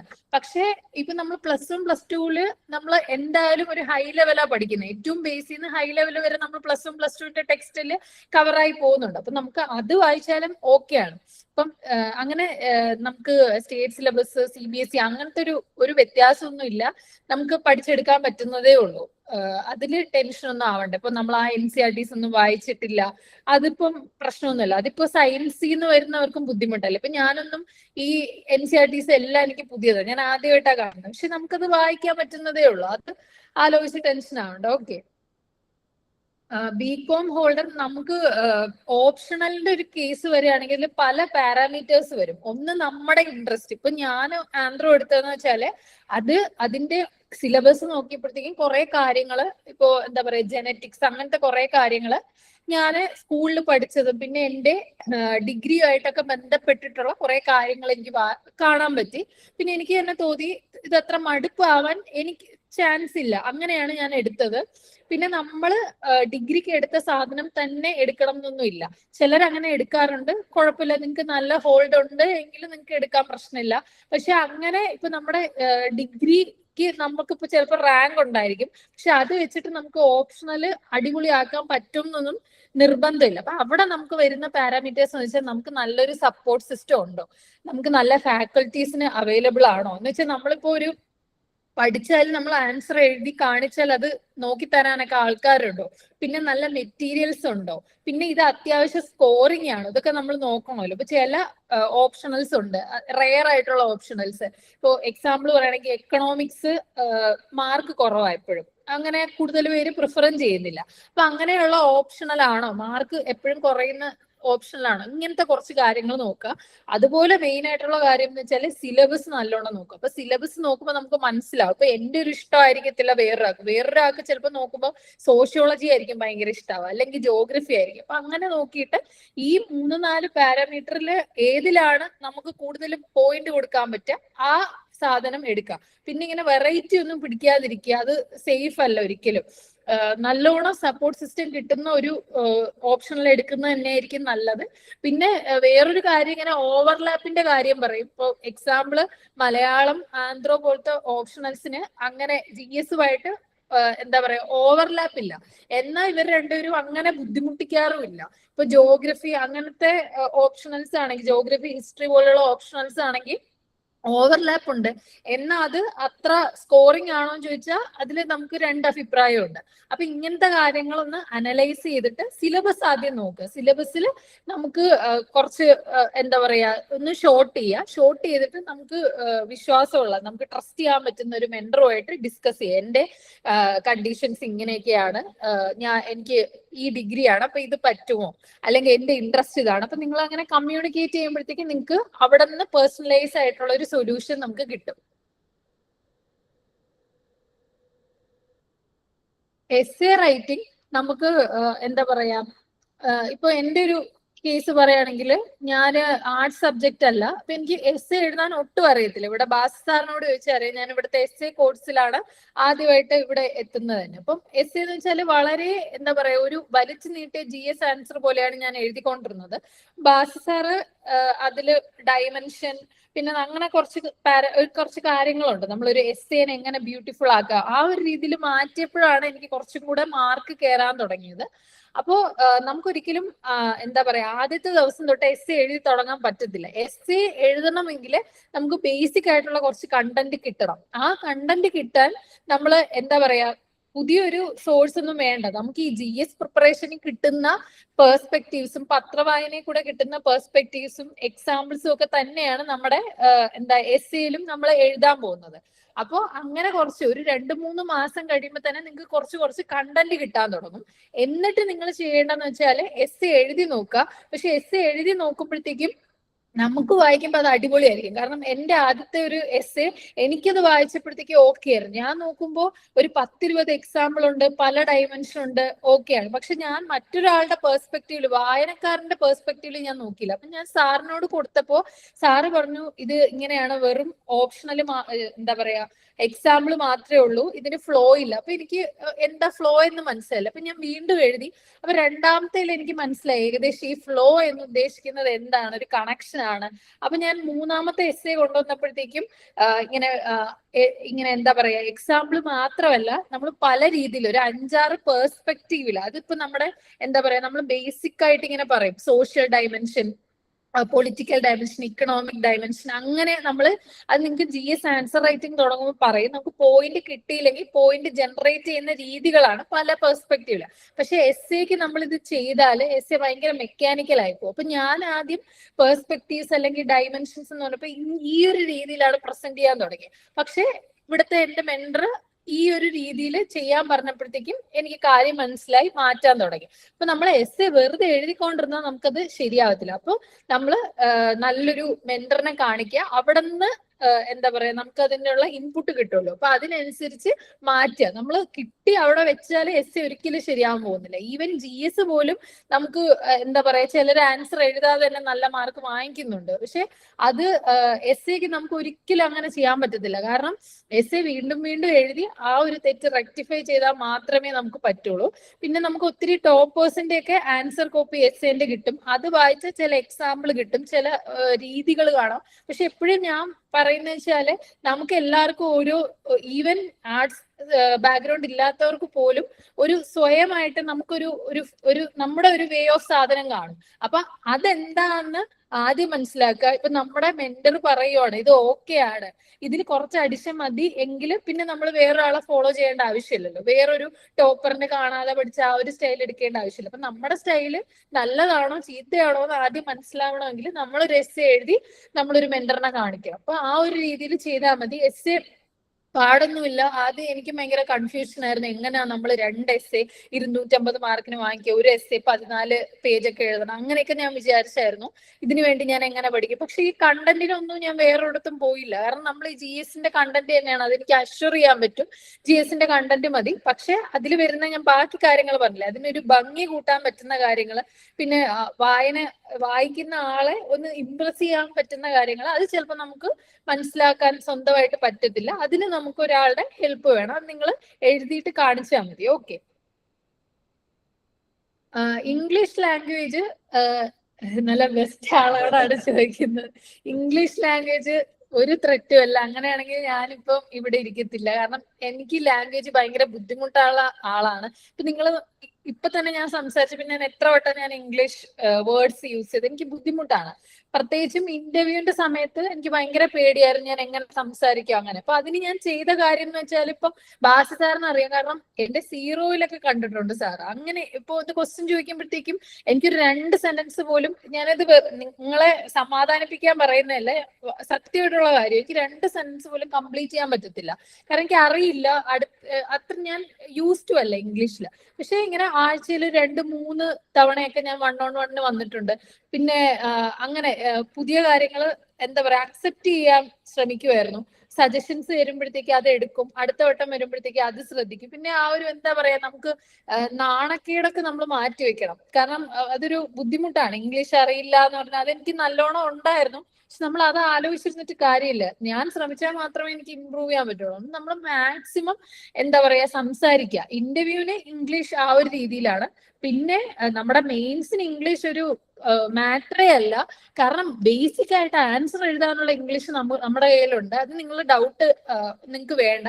കാരണം നമ്മൾ ഒരു ഡിഗ്രി ക്വാളിഫൈ ചെയ്തിട്ടാണല്ലോ വന്നത്. നമ്മൾ ആ ഡിഗ്രിക്ക് എന്ത് ഇംഗ്ലീഷിലാണോ എഴുതിയ അത് തന്നെ മതി. പിന്നെ നമുക്ക് കുറച്ച് ടെക്നിക്കൽ ടേംസ്, കീവേഡ്സ്, അങ്ങനത്തെ കാര്യങ്ങളൊക്കെ, അതിനൊന്നും ഇംഗ്ലീഷ് വേണ്ട. ഇംഗ്ലീഷ് ഒരു ബുദ്ധിമുട്ടായി നിങ്ങൾക്ക് ചെറുതായിട്ടെങ്കിലും തോന്നാൻ പോകുന്നത് ഇന്റർവ്യൂവിന്റെ സമയത്ത് മാത്രമാണ്. അത് മാക്സിമം സംസാരിച്ചാൽ മതി. സംസാരിച്ച് നമുക്ക് ശരിയാവും. അത് നിങ്ങൾ ആലോചിക്കുകയേ വേണ്ട, അതൊരു പ്രശ്നമേ അല്ല.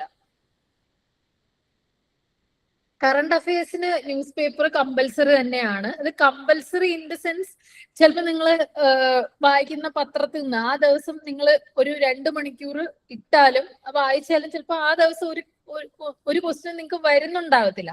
പക്ഷെ അത് നിങ്ങൾ എങ്ങനെ ചേഞ്ച് ചെയ്യാന്ന് വെച്ചാല് നിങ്ങൾ അറിയാതെ തന്നെ നിങ്ങളുടെ ലാംഗ്വേജ് നന്നായിട്ട് ഇമ്പ്രൂവ് ചെയ്യും. പിന്നെ പേഴ്സ്പെക്റ്റീവ്സ് വരും. അതാ ഞാൻ പറഞ്ഞത്, നമ്മുടെ ഒരു എസ്സേ എന്ന് വെച്ചാൽ നമ്മുടെ എഡിറ്റോറിയൽ നിങ്ങൾക്ക് അറിയായിരിക്കുമല്ലോ. ഇപ്പൊ ഹിന്ദു പേജ് അല്ലെങ്കിൽ ഇന്ത്യൻ എക്സ്പ്രസ് ആണെങ്കിലും അതിൽ എഡിറ്റോറിയൽസ് കാണും. അപ്പൊ അതിൽ അവരെങ്ങനെ ഒരു എഡിറ്റോറിയൽ കോളം കൊടുക്കുന്നു, ഒരു ഇൻട്രോ കാണും, പിന്നെ അതിൽ 2-3 പാരഗ്രാഫ് വീണ്ടും കാണും. അപ്പൊ നമ്മൾ വായിക്കുമ്പോൾ ഒരു ഒഴുക്കുണ്ട്.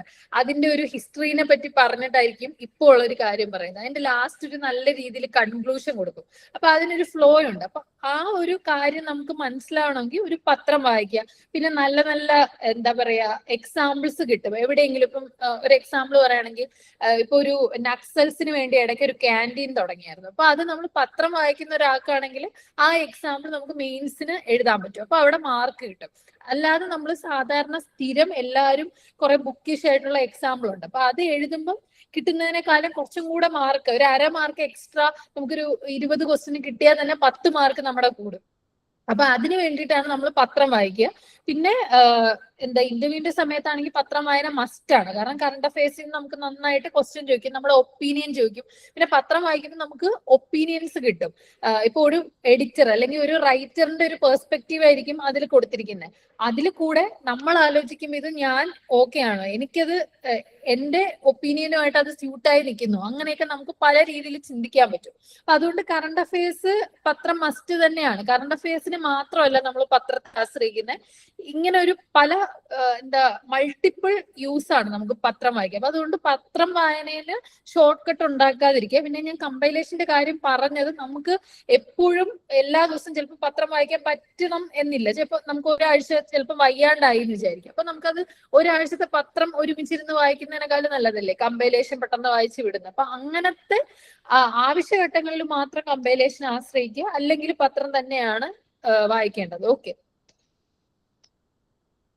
ഓൺലൈൻ ആയിട്ടുള്ള കറണ്ട് അഫയേഴ്സ് സോഴ്സ് അതാ ഞാൻ പറഞ്ഞു, ഒത്തിരി നമുക്ക് എല്ലാ ഇൻസ്റ്റിറ്റ്യൂട്ടുകാരും നമുക്ക് എങ്ങോട്ട് തിരിഞ്ഞാലും നമുക്ക് കറണ്ട് അഫയേഴ്സിന്റെ മെറ്റീരിയൽസ് കിട്ടും. പക്ഷെ അതെല്ലാം നമ്മൾ വായിക്കേണ്ട ആവശ്യമില്ല. അതാ ഞാൻ പറഞ്ഞു, ഒത്തിരി നമ്മൾ ഒരു സാധനത്തിൽ ഇൻവെസ്റ്റ് ചെയ്തിട്ട് കാര്യമില്ല. നമുക്ക് ബേസിക് ആയിട്ട് വേണ്ട നമ്മുടെ സ്റ്റാറ്റ് സ്ട്രോങ് ആക്കുക. ഈ 4 ഞാൻ നേരത്തെ പറഞ്ഞ സബ്ജക്റ്റിൽ നല്ലോണം അണ്ടർസ്റ്റാൻഡിങ് ഉണ്ടാക്കുക. പാരലലി കറണ്ട് അഫയേഴ്സ്, നമ്മുടെ പത്രം വായന ഓക്കെ ആണെങ്കിൽ തന്നെ അത് സെറ്റാണ്. അതിൽ എന്തെങ്കിലും ഗ്യാപ്പ് ഉണ്ടെങ്കിൽ നമ്മൾ ഏതെങ്കിലും ഒരു കമ്പൈലേഷനെ മാത്രം, അല്ലെങ്കിൽ ഏതെങ്കിലും ഒരു വീഡിയോസിനെ മാത്രം, അല്ലെങ്കിൽ നമ്മുടെ ഇൻസ്റ്റിറ്റ്യൂട്ട് ഇടുന്ന വീഡിയോ അത് മാത്രം കണ്ടാൽ മതി. അതിന്റെ അപ്പുറം ചിലപ്പോൾ അതിലുള്ള ക്വസ്റ്റ്യൻ നമുക്ക് കിട്ടണമെന്നില്ല. അത് വേണ്ട, കുഴപ്പമില്ല. കാരണം ഞാൻ പറഞ്ഞില്ലേ, നമുക്കൊരു ക്വസ്റ്റ്യനെ അറ്റൻഡ് ചെയ്യാൻ ആദ്യം വേണ്ടത് നമുക്കൊരു കോൺഫിഡൻസ്. ആ കോൺഫിഡൻസ്, ഞാൻ ഇത്രയും പേജ് വായിച്ചു, ഈ മാസത്തെ കവർ ചെയ്തു എന്നുള്ളൊരു നമുക്കുള്ളിൽ ഒരു സാധനം ഉണ്ടെങ്കിൽ തന്നെ നമുക്ക് അത് എടുക്കാൻ പറ്റും. അപ്പൊ അത് നിങ്ങൾ നോക്കണ്ട, ഒത്തിരി സാധനത്തിന്റെ പുറകെ പോരുത്. അങ്ങനെ ഇപ്പോ എന്താ പറയാ, ഇപ്പൊ ഞാൻ പ്രിപ്പയർ ചെയ്ത സമയത്താണെങ്കിൽ നമുക്ക് ഒത്തിരി അനാലിസിസ് വീഡിയോസ് ഒക്കെ ഉണ്ടായിരുന്നു. അപ്പൊ ആ സ്ഥിതി സമയത്ത് ഞാൻ അതൊക്കെ ഇരുന്ന് കാണുമായിരുന്നു. കാരണം കറണ്ട് അഫയേഴ്സ് മാക്സിമം കൂട്ടുക എന്നതായിരുന്നു എന്റെ ഒരു രീതി. പക്ഷെ പിന്നെ എനിക്ക് മനസ്സിലായി, നമ്മുടെ സ്റ്റാറ്റ് സ്ട്രോങ് ആയാൽ തന്നെ നമുക്ക് പാസ് ആവാൻ പറ്റും. കറണ്ട് അഫയേഴ്സ് വേണ്ടെന്നല്ല, കറണ്ട് അഫയേഴ്സ് അതിന്റെ കൂടെ ഒരു ടോപ്പിംഗ് എന്ന രീതിയിൽ പോയാൽ മതി. സ്റ്റാറ്റ് മാക്സിമം കോൺസെൻട്രേറ്റ് ചെയ്യുക 2027 നോക്കാൻ പോകുന്ന ആൾക്കാര്.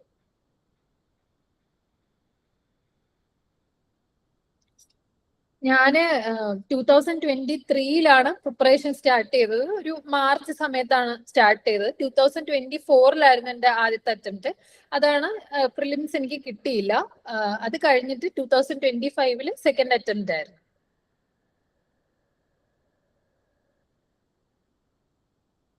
വേറെന്തെങ്കിലും ഡൗട്ട് ഉണ്ടോ?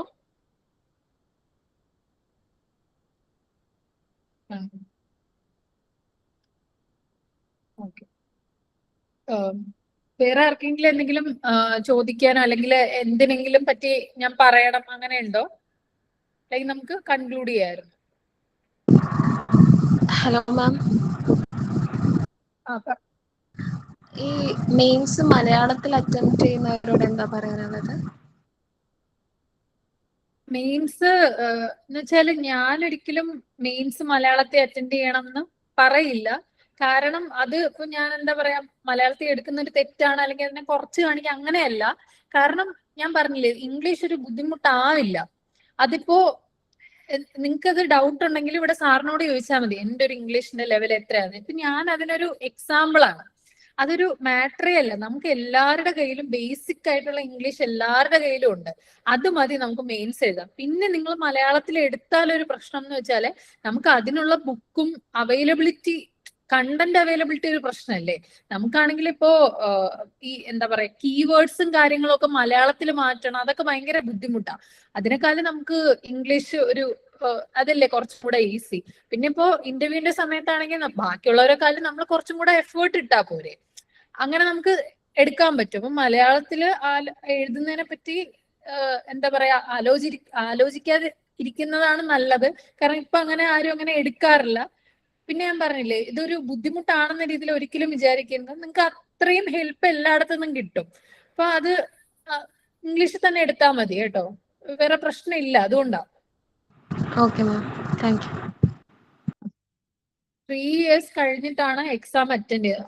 ന്യൂസ് പേപ്പർ അങ്ങനെ നമുക്ക് എന്താ പറയാ 3 വർഷം കഴിഞ്ഞിട്ട് കൊടുക്കണമെങ്കിൽ നമ്മൾ 1 വർഷം മുന്നേ പത്രം വായിക്കുള്ളൂ, അങ്ങനെ ഒന്നുമില്ല. നമ്മൾ ഏത് സമയത്താണ് എക്സാം കൊടുക്കണം എന്ന് ആഗ്രഹിക്കുന്നത്, സീരിയസ് ആയിട്ട് ആഗ്രഹിക്കുന്നത്, നമുക്ക് ആ പോയിന്റ് തൊട്ട് കൊടുക്കുക. ഇപ്പൊ നിങ്ങൾക്ക് ആഗ്രഹമുണ്ട് എനിക്ക് എക്സാം ക്ലിയർ ചെയ്യണം എപ്പോഴാണെങ്കിലും, അപ്പൊ ഇന്ന് തന്നെ തുടങ്ങുക, അത്രയും നമുക്കുള്ളൂ. പിന്നെ ഒരു എക്സാമിന്റെ ഒരു രീതി നോക്കുവാണെങ്കിൽ ഒരു 1.5 വർഷത്തെ കറണ്ട് അഫയേഴ്സ് ആണ് ചോദിക്കുന്നത്. പക്ഷെ നിങ്ങൾ കുറച്ച് മുന്നേ സ്റ്റാർട്ട് ചെയ്താൽ നിങ്ങൾക്ക് പല എക്സാമ്പിൾ കിട്ടും, പല പെർസ്പെക്റ്റീവ്സ് കിട്ടും. എന്തെങ്കിലും ഒരു ക്വസ്റ്റ്യൻ ചോദിച്ചാൽ അതിന്റെ ഒരു ഹിസ്റ്ററി എഴുതാനുള്ള ഒരു കണക്ടിങ് സാധനം കിട്ടും. അപ്പൊ നിങ്ങൾ എത്ര നേരത്തെ പത്രം വായിക്കാൻ തുടങ്ങുന്നു അത്രയും നല്ലതാണ്. പിന്നെ ഈ ഇപ്പൊ 2 വർഷം മുന്നേ ഉള്ള സാധനത്തിന് നോട്ടൊന്നും എഴുതണ്ട, ജസ്റ്റ് ഡെയിലി നമ്മൾ എന്തെങ്കിലും ഒരു റുട്ടീൻ പോലെ 1 മണിക്കൂർ പത്രം ജസ്റ്റ് ഒന്ന് വായിച്ചു വിട്ടാലും മതി. വർക്ക് ചെയ്യുന്നവർക്ക്, നമുക്ക് വർക്ക് ചെയ്യുന്ന ആൾക്കാർക്ക് ഓൺലൈൻ ക്ലാസ് തന്നെയാണ് കൂടുതൽ ബെറ്റർ ആവുക. പിന്നെ അതിനനുസരിച്ച് നമ്മുടെ ഒരു ഷെഡ്യൂൾ ഇടുക.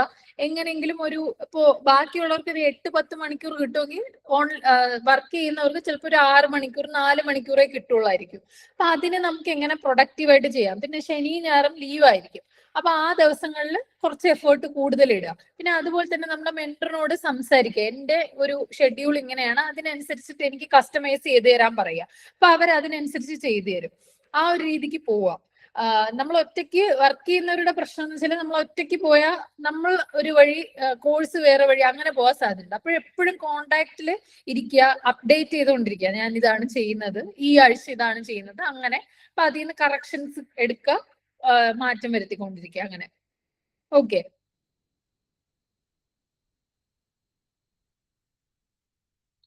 ഓക്കെ അല്ലേ? എന്നാ വൈൻഡ് അപ്പ് ചെയ്യാം.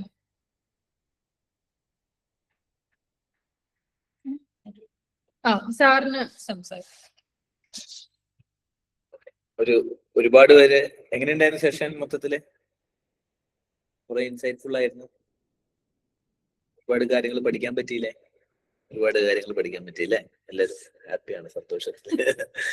അപ്പം ഇതിനകത്ത് ഇടയിൽ 2-3 കാര്യങ്ങൾ ഞാൻ സൂചിപ്പിക്കാൻ തോന്നി. ഇതിന്റെ ഇടയിൽ ഒന്നാമത്തെ കാര്യം എന്ന് പറഞ്ഞു കഴിഞ്ഞാൽ, കൂടുതൽ പേര് ഇപ്പൊ ഇന്റർവ്യൂ മലയാളത്തിൽ ചെയ്യുന്നത് നല്ലതാണോ എന്ന് ചോദിച്ചിട്ടുണ്ട്, വൃന്ദ ചോദിച്ചിട്ടുണ്ട്. അതുപോലെ തന്നെ ഇംഗ്ലീഷിന്റെ കാര്യത്തിൽ പൊതുവെ അല്ലെ ഇവർക്കൊരു കോൺഫിഡൻസ് കുറവ് വരുന്നതായിട്ട് കാണുന്നുണ്ട്. അപ്പം ഇംഗ്ലീഷിന്റെ കാര്യത്തിൽ ഇപ്പം കാവ്യ പറഞ്ഞതുപോലെ തന്നെ കാവ്യ അതിന്റെ ഒരു കറക്റ്റ് ആംപിൾ എക്സാമ്പിൾ തന്നെയാണ്. അപ്പൊ കാവ്യ വരുന്ന സമയത്ത് നമ്മള് ഒരു പ്രാവശ്യം ഞങ്ങൾ മോക്ക് ഇന്റർവ്യൂ എടുക്കുന്ന സമയത്ത് നമ്മൾ നമുക്ക് 1-on-1 എടുക്കാം, അങ്ങനെ നമ്മളല്ലേ സ്റ്റാർട്ട് ചെയ്ത്. കാവ്യനോട് ഞാൻ ചോദ്യം ചോദിച്ചു. കാവ്യ ആദ്യ ചോദ്യത്തിന് കാവ്യ ഉത്തരം പറയുന്നില്ല. അപ്പൊ ഞാൻ വിചാരിച്ചു ഓക്കെ കാവ്യക്ക് ഇതിന് ഉത്തരം അറിയില്ല, അതുകൊണ്ടായിരിക്കാം പറയാത്തത്. അപ്പൊ ഞാൻ ചോദിച്ചു ഒരു ചെറിയ സിമ്പിൾ ചോദ്യത്തിലേക്ക് കിടക്കാം എന്ന് വെച്ചിട്ടാണ് സിമ്പിൾ ആയിട്ടുള്ള വേറൊരു ചോദ്യം ചോദിച്ചു. അപ്പം അതിലും കാവ്യ പറയുന്നില്ല. അപ്പൊ പിന്നെ ഞാൻ ചോദിച്ചു കാവ്യ, അപ്പൊ എന്താണ് കാവ്യ ഉത്തരം പറയാത്തത്, ഇനിയിപ്പം ചോദ്യം മനസ്സിലാവുന്നില്ലേ? അപ്പൊ ഞാൻ 3ാമത് ചോദിച്ചു. അപ്പൊ കുറച്ച് നേരം ഞാൻ പറഞ്ഞു ഇന്റർവ്യൂ നിർത്തി. ഞാൻ എന്താ പ്രശ്നം കാവ്യ ഉത്തരം പറയാത്തത്? അപ്പൊ കാവ്യ പറഞ്ഞു കാവ്യ സ്റ്റക്കായി പോയി. കാവ്യക്ക് ഉത്തരം അറിയാം, കാവ്യക്ക് എല്ലാം അറിയാം. കാവ്യ പറയുന്നതെല്ലാം മീൻസ് അത് പഠിച്ചിട്ട് പൊതുവെ നിങ്ങൾ ഒരു മെയിൽസ് എഴുതി കഴിയുമ്പോൾ ജനറൽ ആയിട്ടുള്ള എല്ലാ കാര്യങ്ങളെ പറ്റി നിങ്ങൾക്ക് ഒരു ബേസിക് അവയർനെസ്സും എല്ലാ കാര്യങ്ങളെ പറ്റി നിങ്ങൾക്ക് ഒരു ഒപ്പീനിയൻ പറയാൻ നിങ്ങൾക്ക് ഉണ്ടാവും. സിവിൽ സർവീസ് പഠിക്കുന്ന എല്ലാവർക്കും ഒരു ഒപ്പീനിയൻ പറയാനുണ്ടാവും. പക്ഷെ ചില സമയത്ത് എന്ത് ചെയ്യും, നമ്മുടെ പ്രശ്നം എന്ന് വെച്ചാൽ ഇതെല്ലാം നമ്മുടെ ഉള്ളിലുണ്ട്. പക്ഷെ ചില സമയത്ത് നമുക്കിത് പുറത്തു വരുന്നതിൽ ശരിക്കും നമുക്ക് അറിയാവുന്നതായിരിക്കില്ല, നമുക്ക് കോൺഫിഡൻസ് ഇല്ലാത്തതുകൊണ്ടാണ്.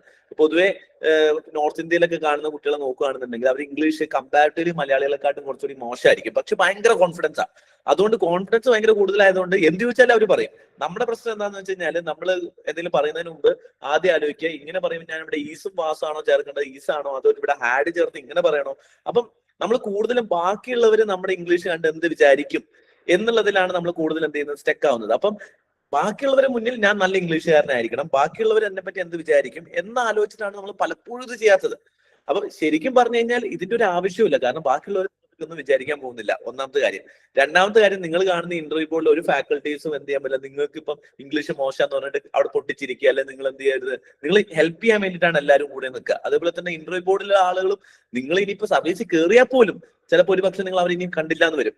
അങ്ങനെയുള്ള ആളുകൾ, കാരണം അവർ ടുവേർഡ്സ് ഒരു 60+ ഒക്കെ ആയ ആളുകളായിരിക്കും, ടോപ്പ് ലെവൽ ബ്യൂറോക്രാറ്റ്സ് ആണ്. അപ്പൊ അവരിലേക്കൊന്നും നമ്മൾ വലുതായി വരുമ്പോഴേക്കും അവരൊക്കെ റിട്ടയർ ആയിട്ടുണ്ട്, ഓൾറെഡി റിട്ടയർ ആയ ആളുകളാണ്, ഓൾറെഡി എന്താണ് ചിലപ്പോൾ അവരുണ്ടാവണം തന്നെ ഇല്ല. അപ്പം അവര് കെയർ ചെയ്യാൻ പോകുന്നില്ല നമ്മൾ എന്താണെന്നുള്ളത്. അപ്പൊ സ്വാഭാവികമായിട്ടും എന്ത് ചെയ്യരുത്, നിങ്ങൾ ആ ഒരു പേടി വെച്ചിട്ടാണ്. അതേപോലെ എഴുത്തിന്റെ കാര്യത്തിൽ ഇപ്പൊ പഠിക്കുന്ന കാര്യത്തിൽ ഇത്രയും ഞാൻ സ്ട്രോങ് ആയിട്ട് പഠിക്കണം. കാവ്യ പറയുന്ന ഒരു കാര്യം എന്ന് വെച്ച് കഴിഞ്ഞാല് കാവ്യ ക്ലാസ്സിൽ കയറില്ല, അല്ലെങ്കിൽ ക്ലാസ്സിൽ ഇരുന്നും പഠിക്കില്ല. കോളേജിൽ പഠിക്കുന്ന കാര്യം ഞാൻ പറഞ്ഞത്. അപ്പൊ പണ്ട് മുതലേ എപ്പോഴും പറയും, സാറേ ഞാൻ എന്തെങ്കിലും പറഞ്ഞാൽ പറയുന്നത്, സാറേ ഞാൻ ക്ലാസ്സിലൊന്നും കയറാറില്ല, സാറേ ഞാൻ പഠിക്കാറൊന്നുമില്ല, ഞാന് ഫുള്ള് കളിച്ച് തിരിച്ച് നടക്കുക ചെയ്യുക. പക്ഷെ ഞാൻ അവസാനത്തെ എക്സാമിന്റെ തലേന്ന് 2-3 ദിവസം ഇരുന്നിട്ട് ഞാൻ എങ്ങനെയെങ്കിലും കഷ്ടപ്പെട്ടിരുന്ന് പഠിക്കും.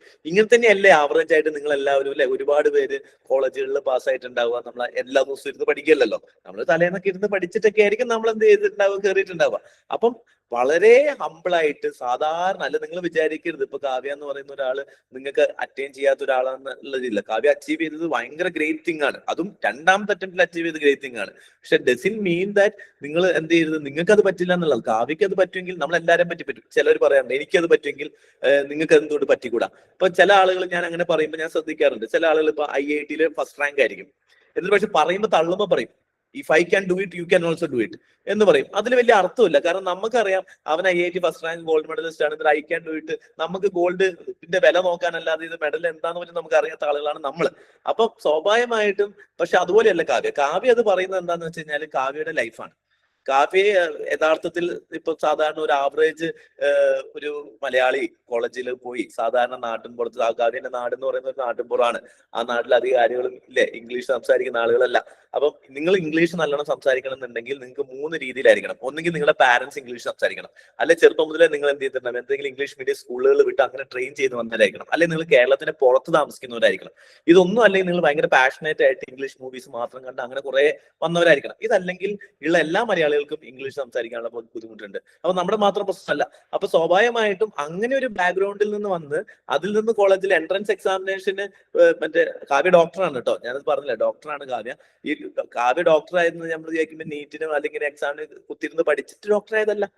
അതെന്താണ് ഈ പറഞ്ഞ കൂട്ടുകാരൊക്കെ എക്സാം എഴുതാൻ പോകുന്നുണ്ട്. അപ്പൊ കാവ്യ നോക്കുമ്പോ എന്തായാലും ലീവാണ്, എന്നാ പിന്നെ ഒരു എക്സാമിനേഷൻ എഴുതാൻ പോയേക്കാം എന്ന് പറഞ്ഞ് എഴുതിയതാണ്, അല്ലാതെ നീറ്റിൽ ഇരുന്നിട്ട് തല കുത്തിയിരുന്ന് പഠിച്ച് എഴുതിയതല്ല. അപ്പം അതിനകത്തും ഹയർ റാങ്കും അല്ല. മീൻസ് ഈ പറഞ്ഞ പോലെ നിങ്ങൾ വിചാരിക്കും അപ്പം ഭയങ്കര ബുദ്ധിയോ ഒറ്റ വെറുതെ പോയപ്പോ തന്നെ ഫസ്റ്റ് റാങ്ക് കിട്ടി, അല്ല. സാധാരണ എന്താണ് ബേസിക്കലി ആയുർവേദിക് ഡോക്ടറാണ് കാവ്യ എന്ന് പറയുന്നത്. അപ്പം കാവ്യ അങ്ങനെ പ്ലാൻ ചെയ്ത് അങ്ങനെ വന്നതൊന്നുമല്ല. സാധാരണ നമ്മളെ പോലെയൊക്കെ തന്നെ. നമ്മളിപ്പോ ഞാൻ BCom ആണ് പഠിച്ചത്. BCom എന്താ പഠിക്കാൻ കാരണം, ക്ലാസ്സിലെ കൊമേഴ്സ് പഠിച്ചുകൊണ്ട് BCom എടുത്തു. അതല്ലാതെ ഞാൻ എന്റെ കരിയറിൽ ഞാൻ കൊമേഴ്സ് ആയിരിക്കണം എന്ന് പറഞ്ഞ് നമ്മൾ എന്ത് ചെയ്തിട്ടില്ല, ടാർഗറ്റ് ചെയ്തില്ല. കാരണം +2 കൊമേഴ്സിന് 10ാം ക്ലാസ്സിൽ മാർക്കില്ല. സ്വാഭാവികമായിട്ടും +2 കൊമേഴ്സ് എടുത്തു. കൊമേഴ്സ് എടുത്തു കഴിഞ്ഞപ്പോൾ കൊമേഴ്സ് അവിടെ പഠിക്കുന്ന എല്ലാവരും ഒന്നെങ്കിൽ BBAക്ക് പോകും അല്ലെങ്കിൽ BComന് പോകും. സാർമാരോട് ചോദിച്ചപ്പോൾ BCom ആണ് നല്ലതെന്ന് പറഞ്ഞ് BComന് പോയി. ഇതൊക്കെ കഴിഞ്ഞതിന് ശേഷമാണ് യഥാർത്ഥത്തിൽ ഇനി എന്താ ലൈഫിനെ പറ്റി ചിന്തിക്കുന്നത് അല്ലെ. നമ്മളെ നാട്ടിലെ പ്രത്യേകത എന്താണ്, ആദ്യം B.Tech എടുക്കും, എന്നിട്ട് എന്താ ലൈഫിനെ പറ്റി ചെയ്യുന്നത് പിന്നെയാ ചിന്തിക്കുക.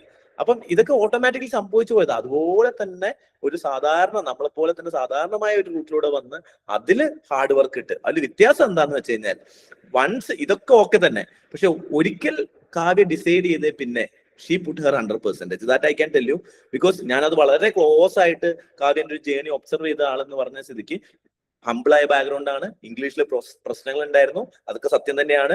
എസ്സേയിൽ പ്രശ്നങ്ങൾ ഉണ്ടായിരുന്നു, ആൻസർ റൈറ്റ് എല്ലാം ഒരുപാട് പ്രശ്നങ്ങൾ ഉണ്ടായിരുന്നു. അതുപോലെ തന്നെ പ്രിലിംസ് ഫസ്റ്റ് അറ്റംപ്റ്റിൽ പ്രിലിംസ് ക്ലിയർ ചെയ്യാത്തതിനു ശേഷം കാവ്യ പറയാത്ത കാര്യമുണ്ട്. കാവ്യ ഒരുപാട് ബാറ്റിൽസ് അച്ചീവ് ചെയ്തിട്ട് ഒരുപാട് പ്രശ്നങ്ങൾ, അതായത് എല്ലാം ഈസി ആയിരുന്നില്ല, ഒരുപാട് പ്രശ്നങ്ങൾ ഉണ്ടായിരുന്നു. പക്ഷേ സിവിൽ സർവീസ് അതൊക്കെയാണെങ്കിലും ഇതൊക്കെ whatever is the case, ഇതൊക്കെയാണെന്നുണ്ടെങ്കിലും once she decided to give attempt for civil service, she was ready to give her 100%.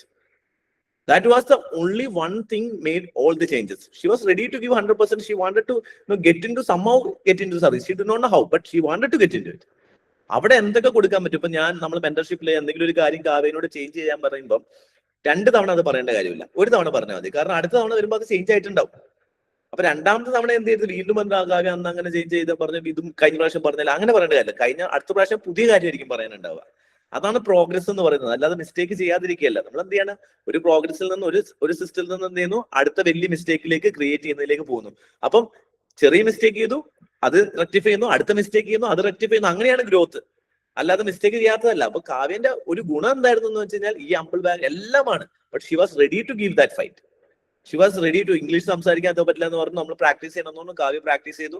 പിന്നെ ഇവിടെ മലയാളികളായതുകൊണ്ട് ഇനി ഇതാന്ന് വെച്ചാൽ കാവ്യ ഇവിടുന്ന് അല്ലെ ഡൽഹിയിൽ പോയി അവിടെ പോയി എടുക്കാത്ത ഇന്റർവ്യൂകളൊന്നുമില്ല. ഓരോ സ്ഥലത്തും പോയതിനു ശേഷം സാർ ഇവിടെ കൊടുത്തു, ഇവിടെ ഞാൻ കുറെ തമാശ പറഞ്ഞു സാർ, അവർ കുറെ ചിരിച്ചു. മറ്റടുത്ത് പോയി കഴിഞ്ഞിട്ട് പറയും സാർ ഇവിടെ എനിക്കൊന്നും പറയാൻ പറ്റിയിട്ടില്ല, ഞാൻ മിണ്ടാതിരിക്കുകയായിരുന്നു. സോ ബട്ട് അവിടുത്തെ സ്റ്റോപ്പ് ചെയ്തിട്ടില്ല എന്നുള്ളതാണ്. അവിടെ സ്റ്റോപ്പ് ചെയ്തിട്ടുണ്ടെങ്കിൽ കാവ്യ ഇവിടെ ഇരിക്കില്ല.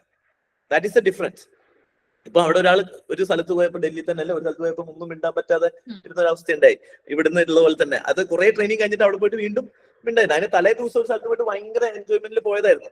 അപ്പം എന്നിട്ടും she was not ready to give up. She said okay it happened, okay why I do not know why, let's say വീണ്ടും മുന്നോട്ട് പോവാ തന്നെ. അപ്പം ഇതിൽ ഏറ്റവും important, irrespective of whatever your position right now, നിങ്ങൾക്ക് മലയാളം അറിയോ, ഇംഗ്ലീഷ് അറിയോ, ഇംഗ്ലീഷ് ഏതാ, അങ്ങനെയുള്ള ഡൗട്ടുകൾ കാര്യങ്ങളൊക്കെ ശരിക്കും വരുന്നത് നിങ്ങൾക്ക് ഇത് അറിയാത്തതുകൊണ്ടല്ല. നമ്മുടെ ഉള്ളിൽ നമ്മളോട് തന്നെയുള്ള ഒരു അപകർഷബോധം, അല്ലെങ്കിൽ നമ്മളെ കൊണ്ട് ഇത് പറ്റില്ല, നമ്മൾ മാച്ച് ചെയ്യുന്നത് ശരിയാണ്. കാണുമ്പം റാങ്ക് ലിസ്റ്റ് നോക്കുമ്പോൾ കുറെ പേരൊക്കെ ചിലപ്പം ഭയങ്കര വലിയ വലിയ കോളേജുകളിൽ നിന്ന് പഠിച്ച ആളുകളൊക്കെ ഉണ്ടാവാം. പക്ഷെ അതിനുപരി ഒരുപാട് പേര് നമ്മളെ പോലെ സ്ട്രഗിൾ ചെയ്ത്, എസ്പെഷ്യലി കാവ്യൊക്കെ വളരെ സ്ട്രഗിൾ ചെയ്ത്, വളരെ ഹാർഡ് വർക്ക് ചെയ്ത് തന്നെ മുന്നോട്ട് വന്ന ആളുകളാണ്. അപ്പൊ നല്ലൊരു എക്സാമ്പിൾ ആണ് നിങ്ങൾക്ക്. അതുകൊണ്ടാണ് നല്ലൊരു എക്സാമ്പിൾ ആണ് നിങ്ങൾക്ക് മാതൃകയാക്കാൻ പറ്റുന്ന ആള് കാവ്യയുടെ പ്രിപ്പറേഷൻ എന്ന് പറയുന്നത്. ഒറ്റ കാര്യം കാവ്യ ചെയ്തിട്ടുള്ളൂ, she was ready to give in everything possible. എന്താണോ എക്സാമിന് വേണ്ടത് അതിനകത്ത് എന്ത് ചെയ്യാണ്, അവളെ കൊണ്ട് പറ്റുന്ന എല്ലാ കാര്യങ്ങളും എന്ത് ചെയ്തിട്ടുണ്ട്, കാവ്യ ചെയ്തിട്ടുണ്ട്. അതിന്റെ ഒരു റിസൾട്ട് ആണ് രണ്ടാമത്തെ അറ്റംപ്റ്റിൽ തന്നെ എന്ത് ചെയ്തിട്ടുണ്ട്, കാവ്യ അത് അച്ചീവ് ചെയ്തു. വേണമെന്നുണ്ടെങ്കിൽ നമുക്ക് നോക്കുന്നത് ഇത്രയും ഹമ്പിൾ ബാക്ക്ഗ്രൗണ്ട്, നമ്മൾ കോളേജിൽ കയറുന്നത് ക്ലാസ്സിൽ കയറാൻ നടന്ന് ഇവിടെ വന്ന് രണ്ടാമത്തെ അറ്റംപ്റ്റിൽ എന്ത് ചെയ്തിട്ടുണ്ട്, സിവിൽ സർവീസ് എഴുതിയെടുത്ത ആളാണ് കാവ്യ എന്ന് പറയുന്നത്. അപ്പം അത്രയും നിങ്ങൾ അങ്ങനെ വിചാരിക്കേണ്ട. നിങ്ങൾ ഈ പറഞ്ഞ പോലെ അല്ല, എനിക്ക് തോന്നുന്നു കുറെ പേര് ഇംഗ്ലീഷ് അങ്ങനെ വിചാരിക്കേണ്ട കാര്യമില്ല. നിങ്ങൾക്ക് പോസിബിൾ ആണ് അത് ചെയ്യാൻ വേണ്ടിയിട്ട് എന്നുള്ളതാണ്. ഓക്കെ, അപ്പം വേറെ ദിവസങ്ങളിൽ നമുക്ക് കൺക്ലൂഡ് ചെയ്യാം. ഇപ്പം ബേസിക്കലി നമ്മളിവിടെ ഇപ്പൊ ഒരു വെബിനാറിനെ പറ്റി വിളിച്ചപ്പോൾ തന്നെ കാവ്യ ഇവിടെ വരുന്നതാണ്. നമ്മള് ഇൻസ്റ്റിറ്റ്യൂട്ടായിട്ട് എപ്പോഴും കോൺടാക്ട് ഉള്ള ആള് തന്നെയാണ്. അപ്പം വെബിനാറിന്റെ കാര്യം പറഞ്ഞപ്പോൾ തന്നെ കാവ്യ അതിനെ പറ്റി ആലോചിക്കാതെ തന്നെ ഇമ്മീഡിയറ്റ്ലി തന്നെ ഓക്കെ പറയായിരുന്നു ചെയ്തിട്ടുണ്ടായിരുന്നു. കാരണം കാവ്യ എപ്പോഴും പറയുന്നത് കാവ്യക്ക് ഒരു സാധനം എന്ന് പറഞ്ഞാൽ, കാവ്യ പറഞ്ഞത് എന്താ വെച്ച് കഴിഞ്ഞാല്, കാവ്യന്റെ നാട്ടിൽ നിന്ന് ആദ്യമായിട്ട് സിവിൽ സർവീസിലേക്ക് വരുന്ന ഒരാളാണ് കാവ്യ. അപ്പം കാവ്യയോട് ഞാൻ ഒരു പ്രാവശ്യം മോക്ക് ഇന്റർവ്യൂവിന്റെ സമയത്ത് ഒരു ക്വസ്റ്റ്യൻ ചോദിച്ചു, why do you want to become IAS officer എന്ന് ചോദിച്ച സമയത്ത് ഒരു പ്രാവശ്യം ഉത്തരം പറഞ്ഞാൽ, അവളെ നാട്ടില് അവള് IAS ആയി കഴിഞ്ഞ് കഴിഞ്ഞാൽ ഒരുപാട് പേര് അതെന്ത് ചെയ്യും, ഇൻസ്പയർ ചെയ്യും. ഒരുപാട് ആളുകൾക്ക് എന്തായിരിക്കും, ഒരു സ്വപ്നം കാണാനുള്ള ഒരു മോട്ടിവേഷൻ ആയിരിക്കും, എസ്പെഷ്യലി ഗേൾ ചൈൽഡ്. കാരണം കാവ്യന്റെ നാട്ടിലൊക്കെ കാവ്യനെ പറഞ്ഞിട്ട് ഇന്റർവ്യൂവിന്റെ സമയത്ത് ഓരോ ചോദ്യങ്ങൾ പറയുന്നതാണ് ഇതൊക്കെ. അപ്പൊ അങ്ങനെയൊന്നും പെൺകുട്ടികൾക്ക് അധികം എഡ്യൂക്കേഷൻ ഒന്നും ഒരു എന്താ പറയാ പ്രയോറിറ്റൈസ് ചെയ്യാത്ത ഒരു സ്ഥലത്തു നിന്നാണ് കാവ്യ വരുന്നത്. അപ്പൊ അവിടുന്ന് ഫൈറ്റ് ചെയ്ത് വരുമ്പം ഞാൻ അങ്ങനെ എഡ്യൂക്കേഷൻ ചെയ്തുകൊണ്ട് എന്റെ ഫാമിലിയിൽ അതൊരു ഗുണമായി മാറി, എനിക്കൊരു ഗുണമായി മാറി, എന്റെ നാടിനൊരു ഗുണമായി മാറി. എന്റെ നാടിന് ഇന്ന് ആ നാടിന് കാവ്യൊരു അഭിമാനമാണ്. അതേപോലെ നാളെ അപ്പം എന്ത് ചെയ്യും, ബാക്കിയുള്ള പെൺകുട്ടികളെയും എന്ത് ചെയ്യും, ഇങ്ങനെ എഡ്യൂക്കേഷനിലേക്ക് പാരന്റ്സ് വിടാൻ വേണ്ടി. അപ്പം അത്രയും സൊസൈറ്റിയിലോട് ഗിവ് അപ്പ് കൊടുക്കണം, തിരിച്ച് സൊസൈറ്റിനോട് പേ ബാക്ക് ചെയ്യണം. ഞാൻ പഠിച്ചതെല്ലാം ഗവൺമെന്റ് സ്കൂൾ അങ്ങനെ, അപ്പൊ അതിനകത്ത് കൊടുക്കണം എന്ന് കാവ്യ തന്നെ എന്താണ് സ്വയം ഒരു ഡിറ്റർമിനേഷൻ ഉള്ള വ്യക്തിയാണ് കാവ്യ. സോ അതുകൊണ്ട് തന്നെയാണ് ഇങ്ങനെ ഒരു പ്രോഗ്രാമിൽ നിങ്ങൾക്കൊക്കെ ബേസിക്കലി ഈ ഒരു സെഷനിൽ നിങ്ങൾക്ക് കുറെ ആളുകൾ ചോദ്യം ചോദിച്ചു. ചിലപ്പോൾ നിങ്ങൾക്ക് എല്ലാം ഓർമ്മയുണ്ടാവില്ല, പക്ഷെ ഒന്നോ രണ്ടോ കാര്യങ്ങൾ ചിലപ്പോൾ നിങ്ങളുടെ ലൈഫിൽ മാറ്റാൻ പറ്റും എന്നുണ്ടെങ്കിൽ ഈ ഒരു മൊത്തത്തിൽ ഒരു വെബിനാറിന്റെ ഈ ഒരു സമയം സ്പെൻഡ് ചെയ്തതിന്റെയും കംപ്ലീറ്റ്ലി അത് എന്താ പറയാ, നമ്മളെ ഒരു ടാർഗറ്റിൽ നമ്മൾ അവിടെ എത്തി, അല്ലെങ്കിൽ നമ്മുടെ ഒരു ഉദ്ദേശം അച്ചീവ് ചെയ്തു എന്ന് വേണം നമുക്ക് പറയാൻ വേണ്ടിയിട്ട്. അപ്പം നമ്മളെടുത്ത് ഇത്രയും നേരം സംസാരിച്ച കാവ്യക്ക് വേണ്ടിയിട്ട് റൈസപ്പിന്റെ പേരിലും എന്റെ പേരിലും നമ്മുടെ എല്ലാവരുടെ പേരിലും ഒരുപാട് നന്ദി അറിയിച്ചു കൊള്ളുന്നു. അല്ലെ, wish you all the best. ഇനി അങ്ങോട്ടുള്ള ഫ്യൂച്ചർ ജേണിയും ലൈഫും ഒക്കെ അടിപൊളിയാവട്ടെ. അതുപോലെ തന്നെ നമ്മുടെ എല്ലാ പിള്ളേരുടെയും പ്രാർത്ഥന കൂടെ ഉണ്ട്. അതേപോലെ തന്നെ കാവ്യന്റെ പ്രാർത്ഥന നിങ്ങളുടെ കൂടെ ഉണ്ട്. ഓക്കെ, അപ്പം അടുത്ത പ്രാവശ്യം നിങ്ങൾ ഇതുപോലെ എന്ത് ചെയ്യണം, വെബിനാർ എടുക്കാനൊക്കെ ഇവിടെ വരണം. അതായിരിക്കണം നിങ്ങളുടെ ടാർഗറ്റ്. അപ്പം thank you Kavya, thank you so much. Thank you all. Thank you. Session was really inspiring and informative. Thank you. നമുക്ക് വൈൻഡപ്പ് ചെയ്യാം. Thank you.